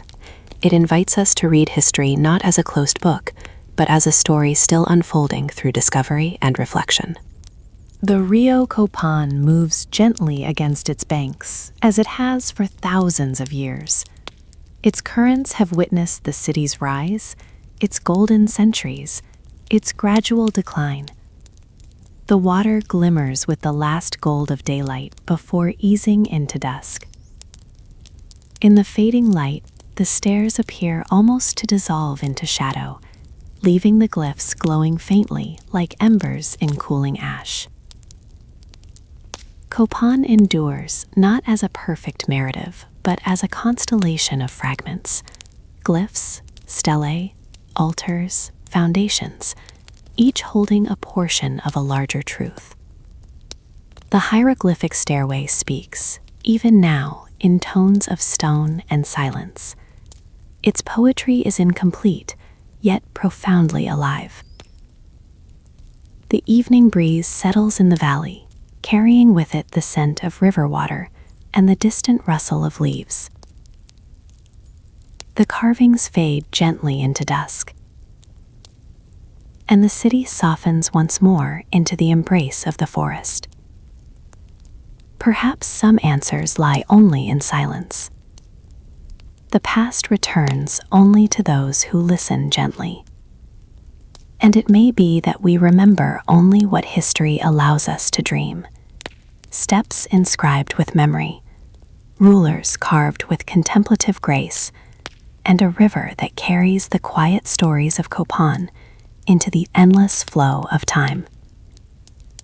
A single stone lintel rests beneath a muted beam of lamplight, its carved surface touched by the soft glow, as though awakening from a long and gentle sleep. This is lintel 24 of Yaxchilan, carefully removed from the doorway of structure 23 decades ago, its imagery preserved with extraordinary clarity. Even in the stillness of this moment, the scene seems to breathe. Lady Shook kneels in quiet devotion, a thorn-studded cord drawn through her fingers in an act of ritual bloodletting. Her posture is regal, composed, her expression serene, as though she understands the weight of her offering and the world it was meant to open. This single carving, its details impossibly fine, its symbolism layered but grounded in historical practice, becomes our invitation. Through it, we step into Yaxchilan, a city poised above the broad, slow curve of the Usumacinta River, where stone structures rise in tiers like steps toward the sky, and every doorway seems to hold a story waiting patiently to be heard. The river guides our approach. Its waters glide past in a shimmering ribbon, catching the afternoon sunlight and scattering it in gently shifting patterns. The jungle presses close to the banks, dense and humming, but Yaxchilan stands above it all with quiet authority. From the landing, the climb upward unfolds in soft intervals, stone steps softened by centuries, narrow paths winding through lichen-covered terraces. The city reveals itself gradually, as though offering only what the moment permits. The lintels are our companions on this ascent. Set above doorways, they form a kind of ceremonial architecture of memory. Each stone carries a scene carved with astonishing delicacy, rulers in elaborate regalia, queens performing rites of vision, warriors returning from distant campaigns. Their lines are crisp, their compositions formal yet full of subtle expression. Time has weathered their surfaces, but the artistry remains vibrant, as though the hands that incised them left behind part of their quiet concentration. Structure 23 stands near the heart of the site. It was commissioned by Shield Jaguar II, one of Yaxchilan's most prominent rulers, for his wife, Lady Shook. Lintel 24 adorned the entrance, presenting a moment of ritual significance, Lady Shook's bloodletting ceremony on 28 October 709 CE. The act, far from dramatic or sensational, was a central part of Maya royal life, a way to invite visions, seek cosmic guidance, and affirm dynastic legitimacy. The carving shows her kneeling on woven mats, the cord threaded through her tongue, blood dripping onto a paper vessel meant for burning. Shield Jaguar stands before her, torch in hand, eliminating the rite. Yet for all its intricacy, the lintel does not impose itself. It invites contemplation. It asks us to pause, not merely to observe, but to sense the quiet gravity of ritual in a world where rulers served as mediators between earth and sky. We wander through the broader city. Doorways open into chambers that still carry faint echoes of human presence. Light enters in narrow beams, dust drifting lazily through its path. Stone benches line the walls. Niches hold shadows that seem to remember offerings once placed within them. The jungle presses close, but stops just short of entering the rooms, as though still honoring the boundaries set by the ancient builders. Throughout Yaxchilan, lintels sit in silence. Some show warriors wearing jaguar skins and headdresses adorned with quetzal feathers. Others portray queens, richly dressed, participating in rites that shaped the spiritual and political landscape. The fine lines carved into the stone, so thin, so assured, give every figure a distinct presence. These are not faceless archetypes. They are individuals whose lives intersected with sacred cycles, whose actions were considered essential to sustaining order in both earthly and cosmic realms.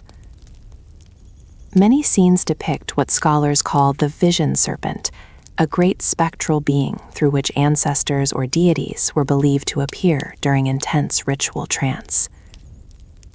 On lintel 25, also from structure 23, Lady Shook gazes upward as a serpent emerges from a woven vision scroll, its open jaws revealing a warrior or divine figure. Archaeologists interpret this motif as symbolic communication with the spirit world, enacted through bloodletting and incense. Others suggest it reflects dynastic ancestry, genealogies rising through ritual means.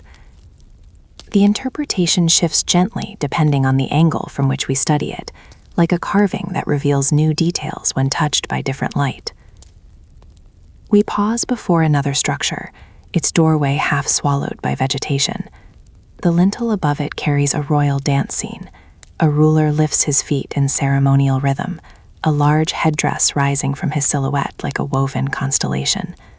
The carving captures motion with subtle intuition, torso angled slightly forward, hands poised, garments flowing in quiet arcs.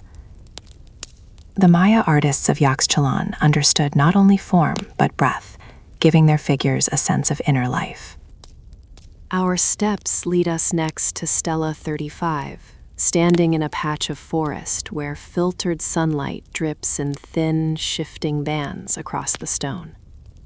At midday, the details are faint, barely perceptible, but as the sun lowers, the shadows sharpen, revealing lines that were previously hidden. Archaeologists often wait for such moments, adjusting their positions until the stone's surface speaks. It is a slow dialogue, requiring patience and attention. As the angle of the light changes, the carved image gains depth, a ruler in ceremonial pose, his profile strong, his attire rich with symbols. Glyphs accompany the scene, recording a name, a date, a ritual act. Some are clear, others have softened over time, turning into gentle hollows where meaning once lived. We trace these faint grooves with our eyes, sensing both their presence and their absence. Yaxchilan's inscriptions do not provide a single unbroken narrative. They offer glimpses, fragments of lineage, myth, ceremony, interwoven like threads in a tapestry whose full picture remains just beyond reach. Scholars reconstruct what they can from these fragments, comparing them with writings from nearby cities, such as Piedras Negras or Bonampak. But Yaxchilan retains its quiet autonomy, choosing which parts of its past to reveal and which to keep veiled beneath vines and silence. As afternoon yields to evening, the river becomes more audible, the low, steady sound of water touching stone. The Usumacinta was essential to Yaxchilan's life. It carried traders, emissaries, resources, and ideas. It shaped the political geography of the region, forming natural boundaries that influenced both alliance and conflict. Yet to walk along its banks now is to encounter only peace. The water flows without urgency, weaving past tree roots and worn rocks, continuing its ancient route through forest and ravine. We return toward the main plaza, where the roofs of temples rise in soft silhouettes against the dimming sky. The last birds of the day call from branches high above, their voices momentarily filling the space between structures before fading into distance. Shadows lengthen inside the rooms, merging into pools of blue-gray stillness. Yaxchilan becomes a city of outlines, architectural forms dissolving gently into night. The lintels remain, though the light no longer touches their carved lines. They become dark shapes above doorways, their stories resting in silence until morning returns. We imagine the rituals once performed in these rooms, incense smoke curling upward in fragrant ribbons, kings and queens stepping onto woven mats, musicians playing low, steady rhythms on drums and conch shell trumpets, scribes recording dates and names on bark paper codices that have long since returned to dust. And above it all, the stars gather.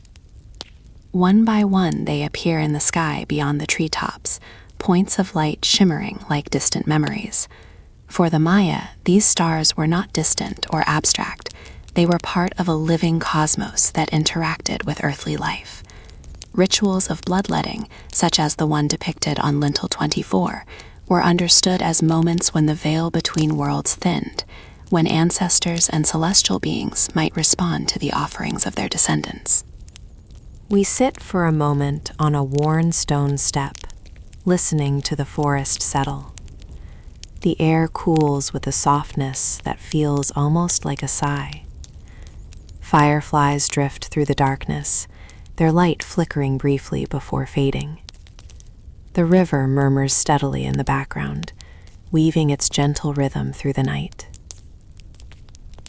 Yaxchilan feels suspended now, not quite present, not entirely past. Its carvings hold their breath in the shadows, their stories half revealed, half concealed. The rituals they depict once linked sky, blood, and lineage in ways we continue to study but cannot fully recreate. Many meanings remain open, layered, elusive. Perhaps they always were meant to be so. In the quiet of night, the city becomes a dreamscape of stone and starlight.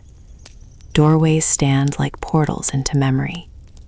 Trees sway with slow, rhythmic grace, and the lintels, those carved testaments to devotion, authority, and cosmic connection, rest in contemplative silence. Perhaps some answers lie only in silence. The past returns only to those who listen gently. And it may be that we remember only what history allows us to dream. Visions carved in stone, rivers carrying echoes downstream, and starlight glimmering over Yaxchilan, where ancient kings once sought the voices of heaven in the stillness of the night. A smooth, pale fragment rests in the palm of a researcher's hand, its surface cool, faintly porous, and touched by the soft shimmer of worn plaster. It is a piece of Sakbe, a Maya causeway, unearthed from the quiet soil near Koba. Held beneath fading lamplight, the fragment seems to glow gently, as though remembering the moonlit nights when countless footsteps pressed across its surface. Once it formed part of a network of white roads stretching for tens of kilometers across the Yucatan, guiding travelers through forest, settlement, and ceremonial space. Now, this small remnant becomes our invitation into Koba's wandering world, a city not of strict grids and towering plazas, but of pathways threading softly through the canopy, like pale lines on a breathing map. The jungle settles around us as if listening. Evening birds retreat into branches, insects begin their subtle hum, and the air grows thick with the scent of damp earth. Somewhere beyond the trees, the Sakbe extends, its full length obscured by vegetation, its edges blurred by centuries of quiet return to nature. Yet in imagination we walk it easily.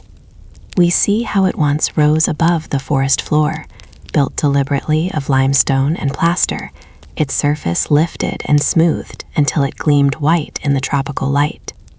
Travelers would have seen it shining even beneath the moon, a pale ribbon guiding them through the living darkness.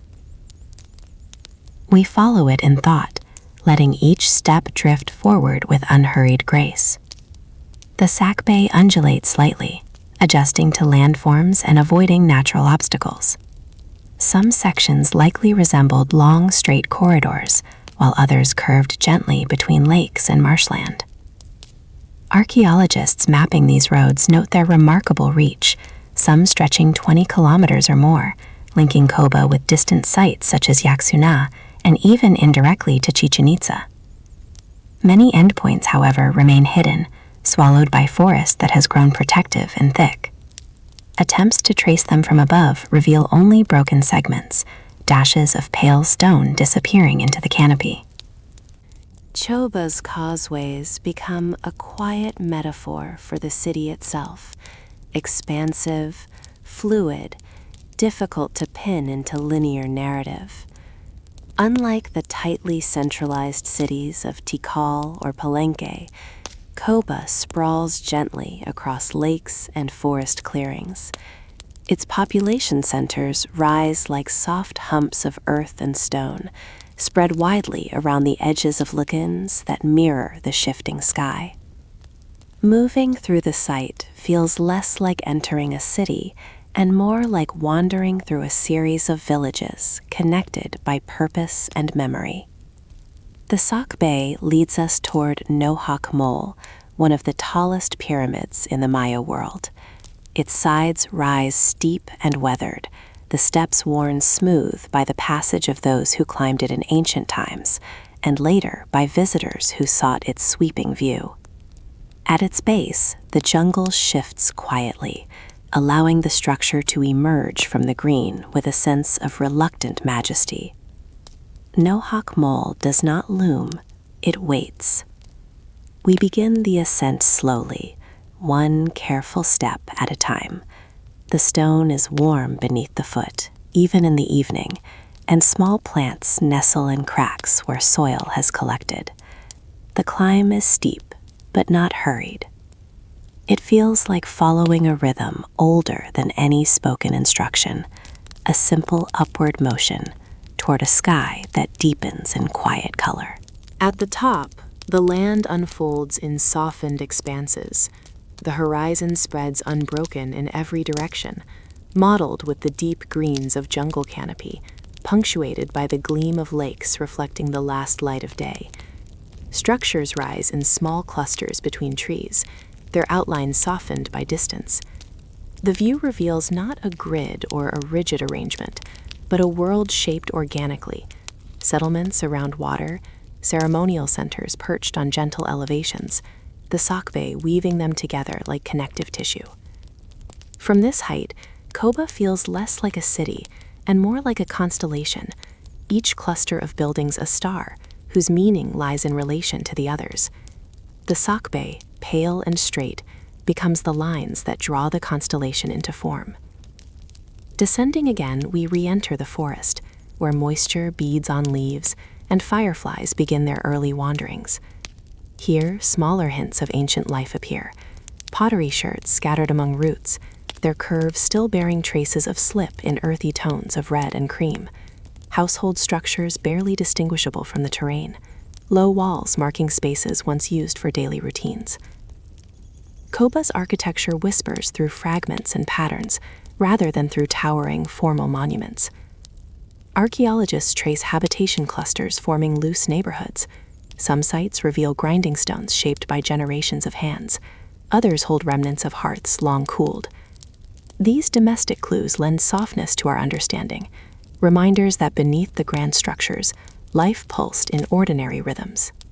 We pause at a stela leaning gently in forest shadow, its surface partially preserved. Traces of carvings emerge as we tilt our head, perhaps the faint outline of a ruler's profile, or glyphs marking a date in the long count. Some inscriptions remain legible enough to place events in the late Classic period, hinting that Koba's political influence extended widely through alliances, marriages, and conflicts. Yet interpretations remain cautious. The record is fragmentary. Many stelae stand eroded, their stories blurred into anonymity.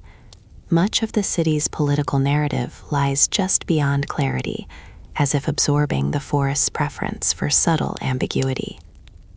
Moving farther along the pathways, we come across clusters of platforms that once supported wooden structures. Their shape is unmistakable, low rectangles built of limestone, filled with earth and crowned with plaster. These foundations supported homes with thatched roofs, structures that vanished long ago, leaving behind only the quiet geometry of their bases. Standing among them feels like walking through a village at dusk long emptied, but still retaining the memory of smoke rising from hearths, someone grinding maize, someone placing a vessel by the door to cool. Koba's lakes shimmer softly as we approach them. Their surfaces reflect the sky's transformation into evening hues, lavenders, pale oranges, deepening blues. Birds skim across the water, making faint ripples that widen then disappear. The lakes were vital to the city's life. They offered fish, reeds, and fresh water in a region where cenotes did not dominate the landscape as they did farther north. Many archaeological debates center on how water access shaped Koba's structure, how political control may have orbited around these quiet bodies of water. But tonight they feel simply serene, mirrors that hold the soft light without question. As dusk deepens, we return to the Sac Bay. In daylight, its pale surface gleams faintly. In twilight, it grows softer still, becoming a long, pale shadow stretching between trees. Moss grows along its sides, and vines reach from the forest floor to brush its edges. The Sac Bay does not assert itself. It recedes into the quiet the same way a dream recedes upon waking, still present, still somehow guiding, even when its details blur. Walking along it now, the forest feels hushed. Crickets begin their nightly chorus. A distant owl calls once, then again, then falls silent. The causeway narrows in the darkness until it appears to float above the earth, a pale ribbon suspended in the canopy's breath. We imagine travelers long ago walking this road under moonlight, priests carrying offerings, messengers bearing news, families moving between villages. Their footsteps would have pressed lightly, rhythmically on the plastered surface, each step adding to the subtle smoothing of the road that we now witness only in fragments. At times, the Sac Bay seems to disappear entirely, swallowed by roots and shadow. Then it emerges again, just a curve, a lip of raised limestone, a hint of deliberate construction among the tangle of vegetation. Archaeologists trace such segments with careful measurement, uncovering sections beneath centuries of growth. Yet despite their efforts, the full extent of Koba's network remains partly hidden, like a map whose edges fade into the unknown. The more we explore, the more Koba reveals itself as a place defined by gentle contradictions.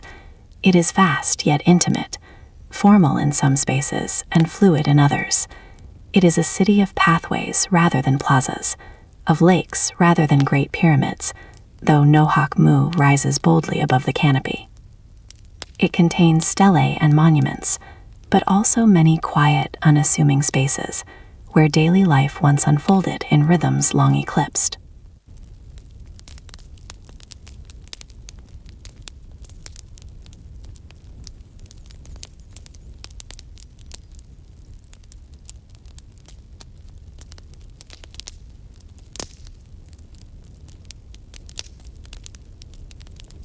The sky darkens.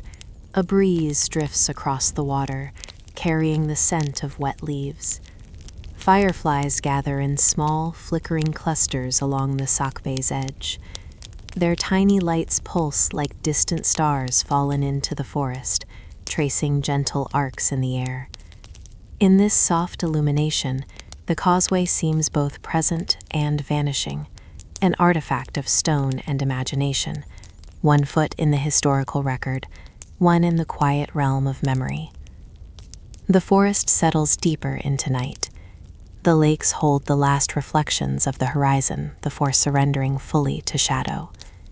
Nohochmol stands unseen now, its silhouette blending with the canopy. Kolba becomes less a place defined by structures and more a place defined by space, open, wandering, held loosely together by paths that thread through the trees. We stand for a moment on the Sakbe, letting the quiet envelop us. So much of Kolba's purpose remains uncertain. Archaeologists propose political networks, economic hubs, ceremonial centers. Others see shifting alliances, migrations, transformations over centuries. The city does not answer directly. It offers fragments, pottery sherds, a carved date, a smooth plaster road that once connected distant lives. Perhaps some answers lie only in silence. The past returns only to those who listen gently.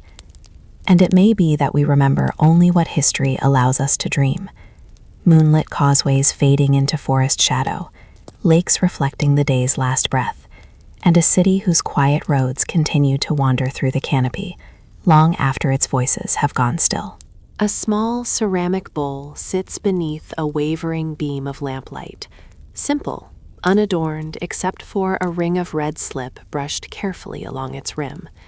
Its interior holds faint scorch marks, the tender ghosts of cooking fires long cooled. When touched, the clay feels smooth where hands once polished it, rough where time pressed its quiet insistence. Unearthed from a household compound at Karakal, this humble bowl becomes our doorway into another rhythm of Maya life. Not the grand processions of kings, not the towering temples rising toward the sky, but the soft, steady breath of ordinary days. We begin in the stillness of a ruined courtyard, where shadows stretch gently over low stone walls. Here, the earth carries the remnants of homes, outlines of rooms arranged around small patios, hearthstones resting where meals were prepared, and the scattered traces of lives lived patiently across generations. The jungle hums around the space, its sounds layered like distant memory, yet the atmosphere feels surprisingly intimate, as though the families who once lived here have stepped away only for a moment. Karakal, like many Maya cities, was vast and complex. It held noble palaces and ceremonial avenues, yes, but equally essential were these clusters of household compounds, places where the majority of the population cooked, worked, slept, spoke, sang, and dreamed.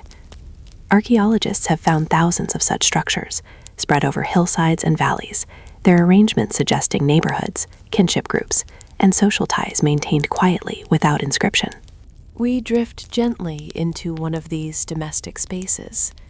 Grinding stones lie on the ground, their surfaces worn into smooth depressions by the rhythmic motion of maize being processed day after day.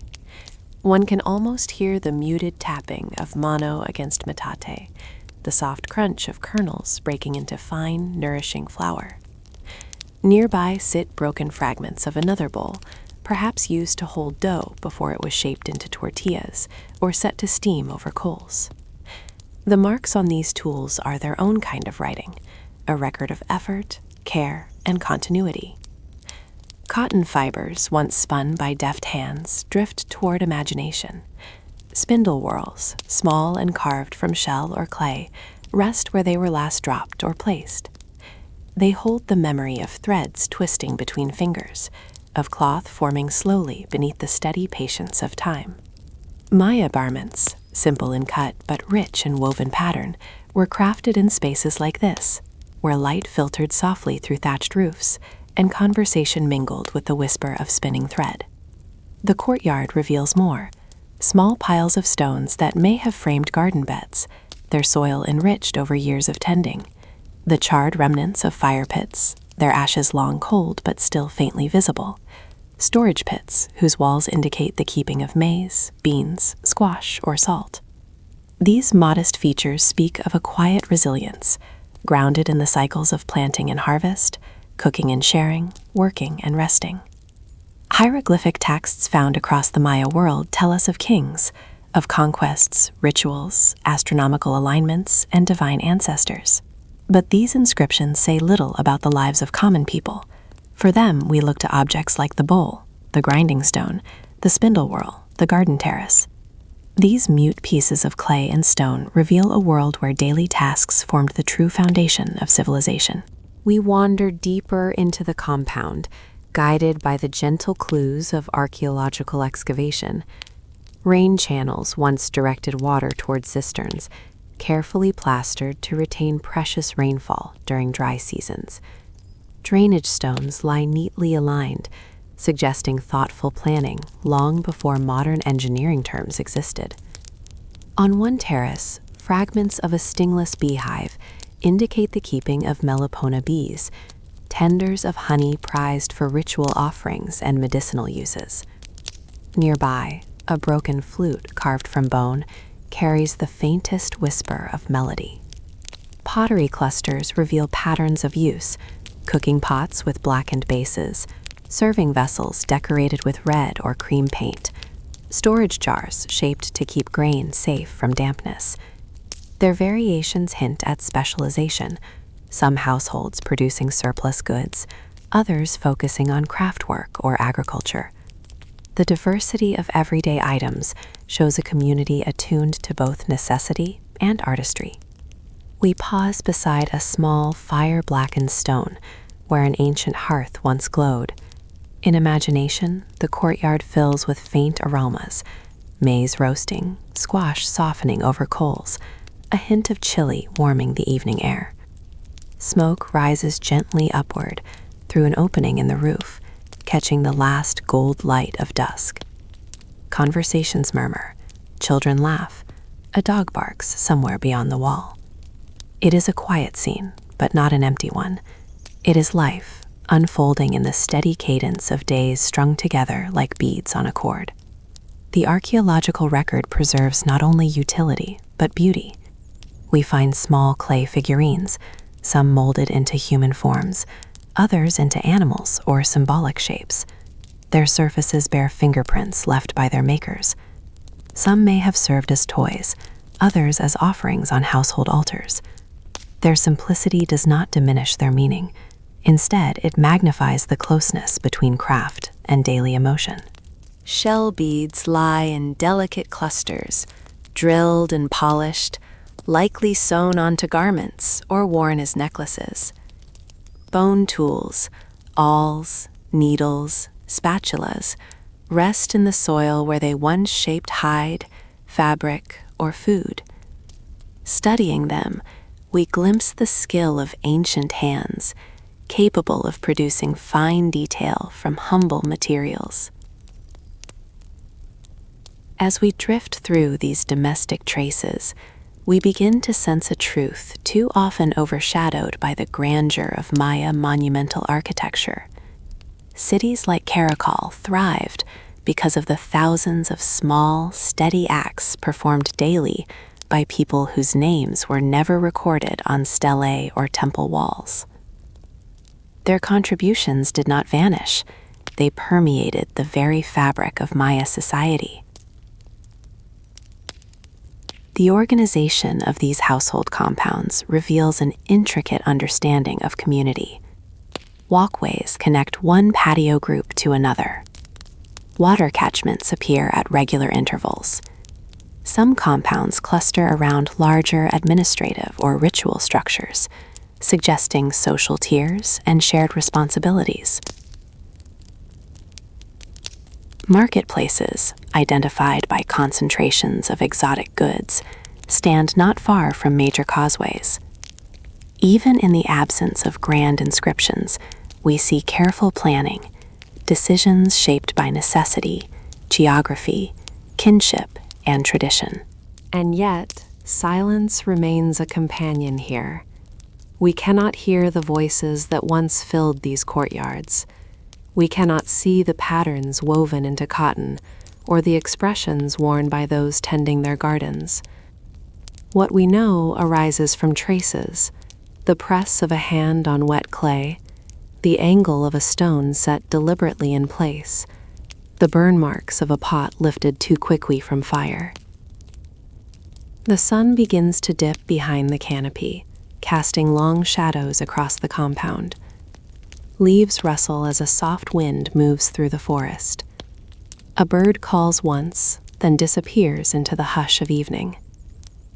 The jungle begins to reclaim its quiet dominance, as it has done slowly, gently, for over 1,000 years. We remain in the courtyard as darkness deepens. Imagining the past, we see hearth smoke rising from beneath the thatched roofs that once sheltered this space. We sense the warmth of fires, the glow spreading into the faces of those gathered around. Their conversations weave softly through the air. Children settle near their mothers. Tools are tucked away. Food is shared. The night thickens, but it is not lonely. It is embraced with the familiarity of routine. Now, only stone remains beneath the canopy. The bowl, once held with care, rests quietly in a museum drawer or laboratory table, its scorch marks still speaking of fire and nourishment. The grinding stone lies where it was last used, its smooth surface catching the faintest glimmer of moonlight. The spindle whorl lies in the soil, silent but intact. Daily life has receded, not lost, but dispersed into the soft accumulation of memory and earth. We listen closely. The echoes of households linger not in grand monuments, but in these tender remnants. Each piece of clay and stone, each bead and bone tool, carries an intimacy that monumental inscriptions seldom convey.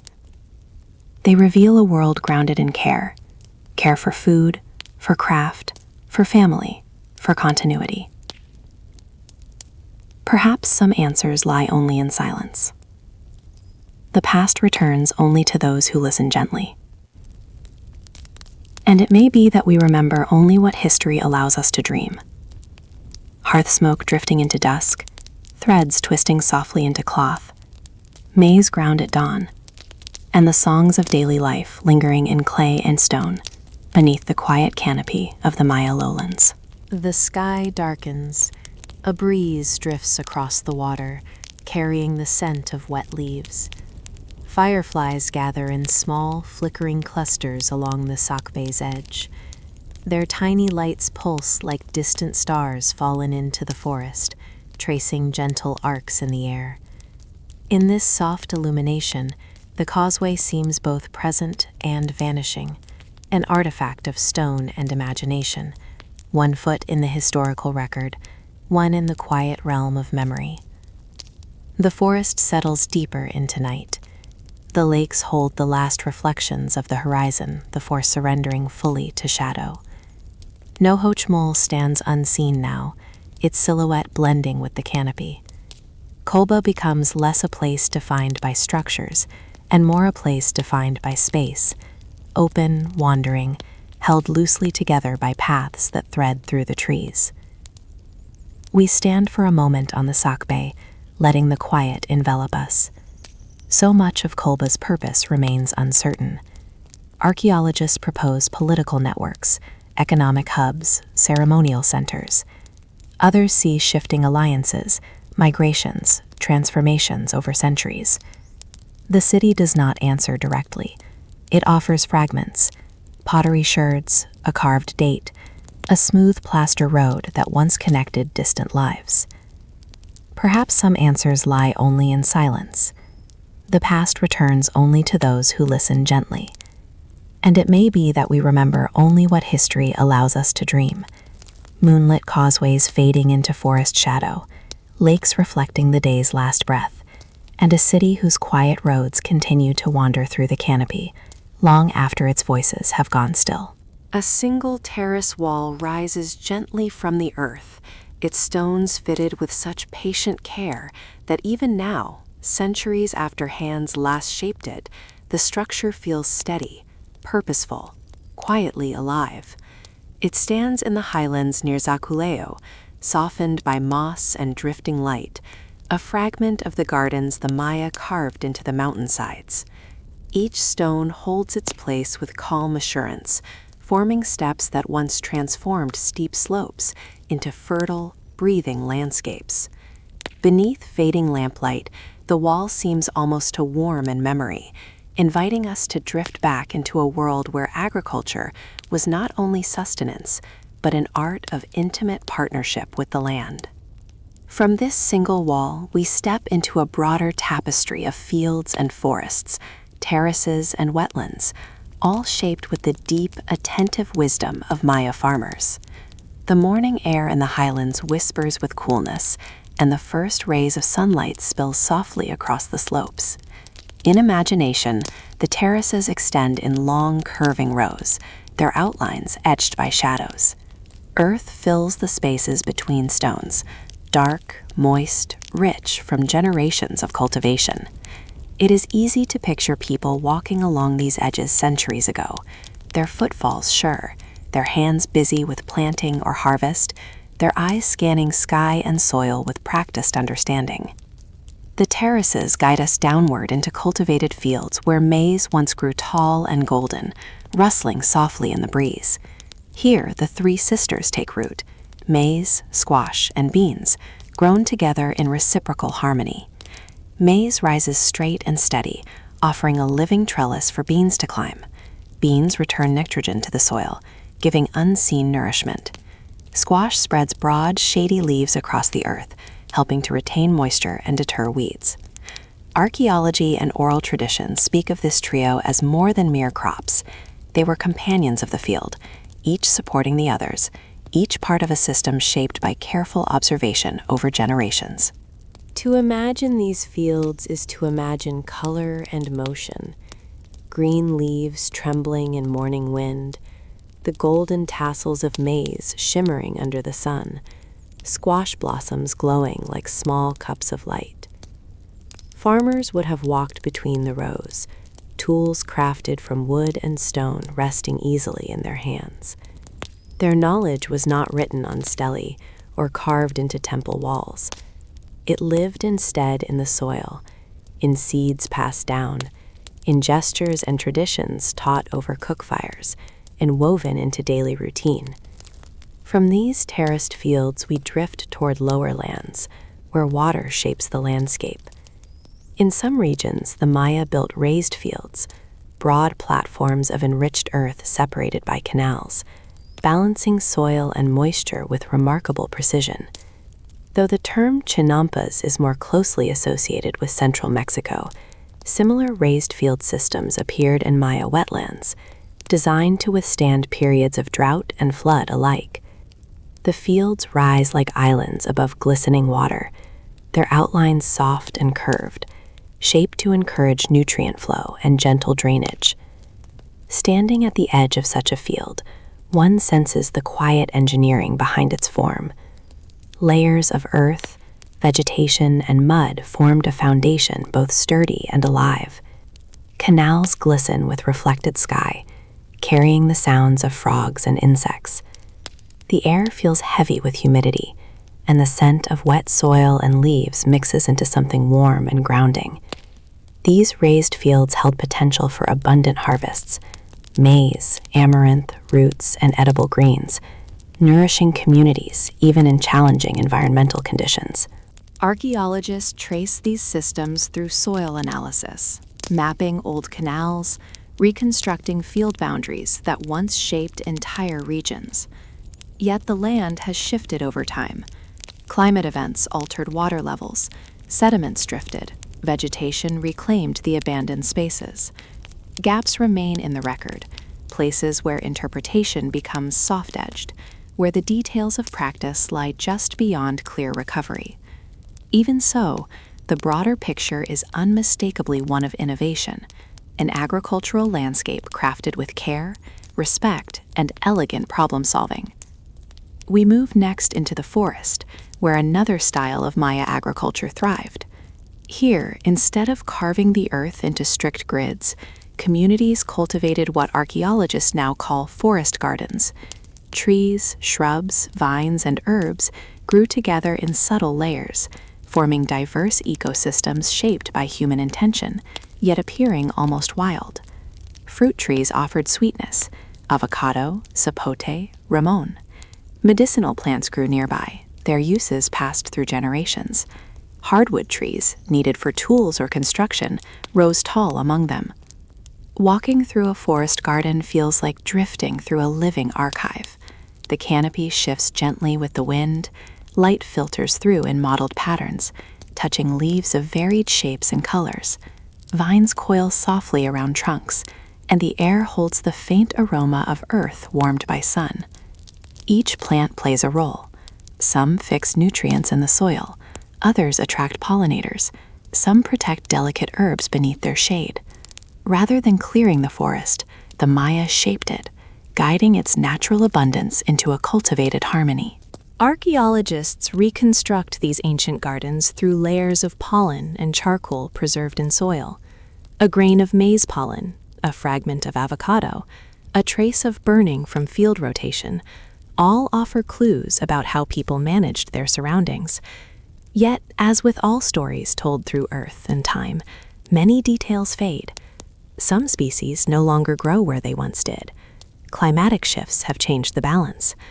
What remains is a memory in layers of sediment, incomplete but deeply suggestive of a sophisticated ecological understanding. Our path leads us through patches of cacao trees, their pods hanging like lanterns in the filtered light. These groves, whether wild-tended or carefully cultivated, held great value in Maya society. Cacao was used in ritual offerings, royal ceremonies, social gatherings, and as a drink that nourished both body and spirit.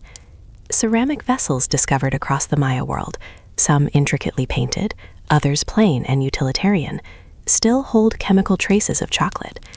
These residues are soft-spoken storytellers, whispering of feasts, of warmth, of moments shared. We picture a household gathering, perhaps near the terraces or by a lakeside garden, a vessel warmed over gentle heat, cacao paste mixed with water, possibly flavored with chili or honey, the drink poured carefully from one container to another to create a froth prized for its texture, laughter drifting, stories unfolding, the night deepening around the fire.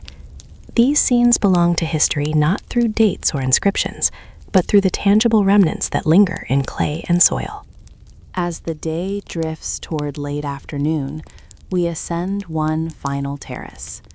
The air grows cooler with altitude. The sky takes on a deeper blue. Fruit trees sway slowly in the breeze as birds call from the canopy.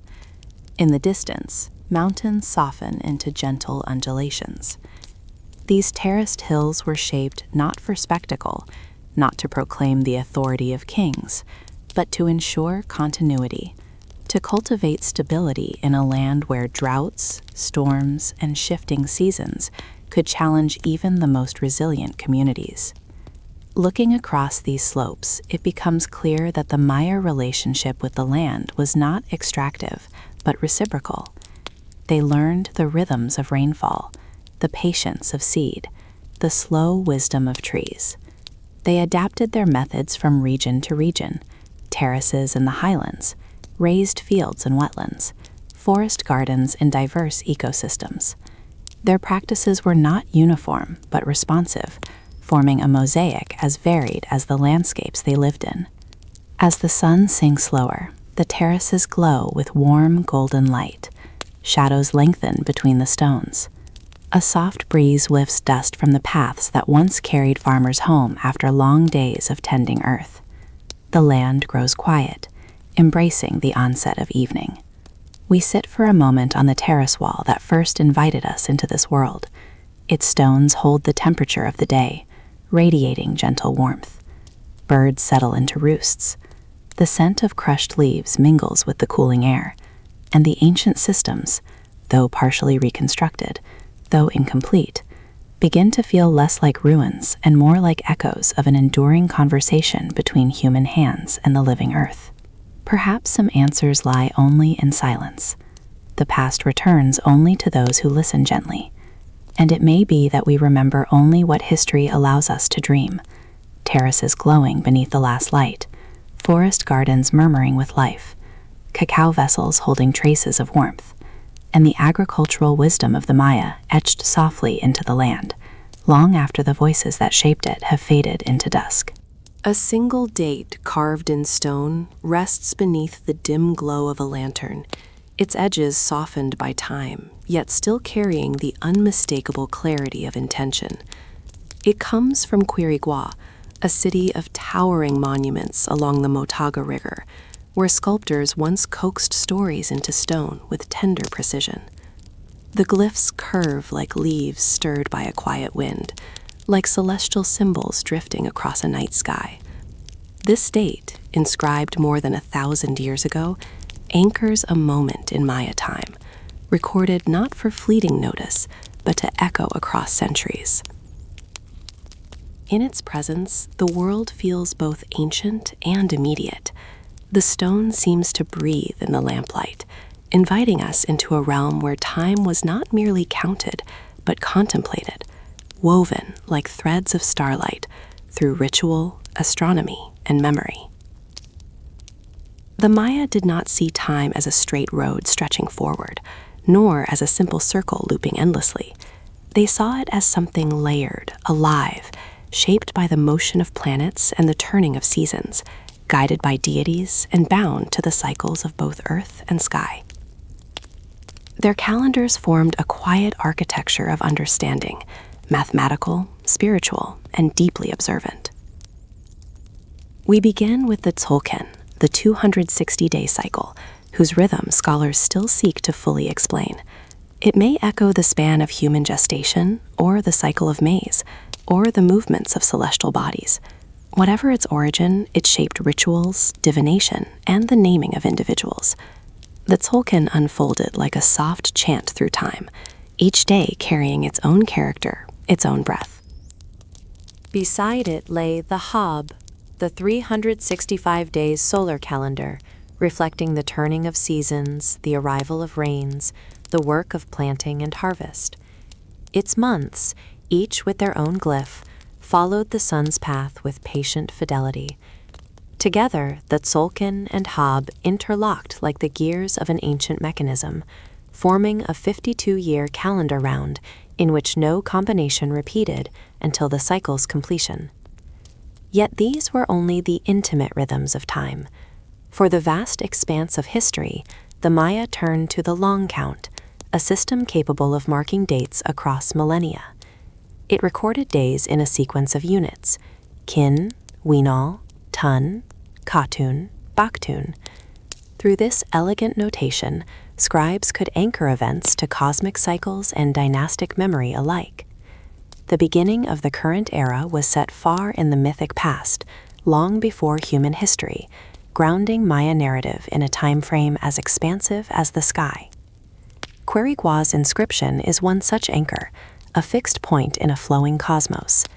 The glyphs remain crisp, shaped by hands that worked with an understanding that time deserved reverence, that it was a force to be acknowledged, an essence to be inscribed. We wander through the quiet mathematics of their observations. Maya scribes predicted eclipses with astonishing accuracy, tracking the pattern of the moon's shadow across centuries. They charted Venus with particular devotion, mapping its cycles of disappearance and return. The planet's movements marked warfare, diplomacy, ritual, its brilliance seen not merely as light, but as a celestial event carrying meaning. Their codices, painted on bark paper coated with lime, held astronomical tables that stretched through eras: eclipse tables, Venus tables, tables of the moon's phases. Only a few of these books survive, rescued by improbable threads of history.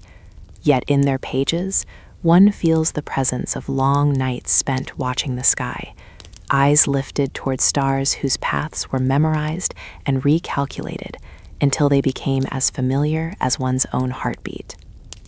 Beyond written records, architecture itself became a tool of timekeeping.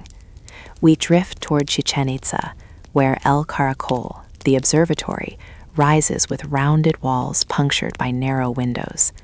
Through these openings, the Maya could track celestial bodies: Venus at certain horizons, solstice sunrises, equinoctial balance.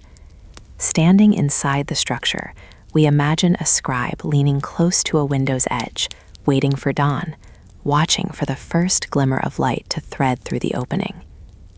Elsewhere in the Paten, E-group complexes stretch toward the horizon, their broad platforms framing the rising sun at key points in the year. At Waksaktun, An early example stands like a patient instrument of time. 3 small temples aligned to solstice and equinox sunrises, allowing observers to witness the turning of seasons in architectural form. These alignments are well understood, a testament to the precision of Maya observation.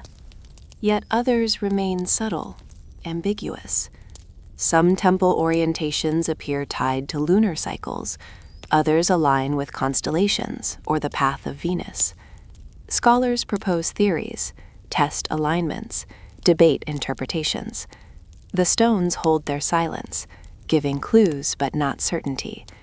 In this gentle ambiguity, the Maya vision of time retains its depth, a blending of empirical knowledge and spiritual resonance. Our path leads next toward a fragile treasure, the Dresden Codex, one of the few surviving Maya books. Its pages unfold like a quiet breath, painted in black, red, and blue against the pale background of bark paper. Each page feels intimate, dense with hieroglyphs and images. Some depict gods pouring water from vessels, perhaps tied to rainfall predictions. Others contain intricate tables for Venus, reflecting calculations whose accuracy still astonishes modern astronomy.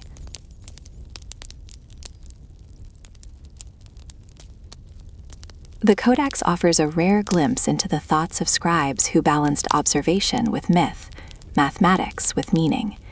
Yet its beauty is tinged with sorrow. So many codices were burned during the 16th century, entire libraries of knowledge reduced to ash in moments. What survives is precious, but incomplete, leaving us to imagine the breadth of insight once recorded across hundreds of volumes, now lost. Even with these fragments, stone inscriptions, architectural alignments, surviving codices, we understand only part of the Maya conception of time. We can reconstruct cycles, read dates, trace astronomical patterns, but the deeper spiritual framework remains softly veiled. For the Maya, time was alive, shaped by cycles of creation and dissolution, tied to deities who embodied days and forces that moved across the sky. As evening falls, we return to the carved date from Querigua. The lantern light flickers gently, casting shadows across the stone. The glyphs seem to shift subtly, each carved leaf, each curling sign holding meaning encoded across centuries. The date marks an event, perhaps a ruler's accession, perhaps a ceremony connected to cosmic cycles. It stands not as a static record, but as a node in a living web of time. Above us, the sky deepens into a rich, velvety blue. Stars appear one by one, emerging with the calm certainty of cycles that have unfolded for millions of years.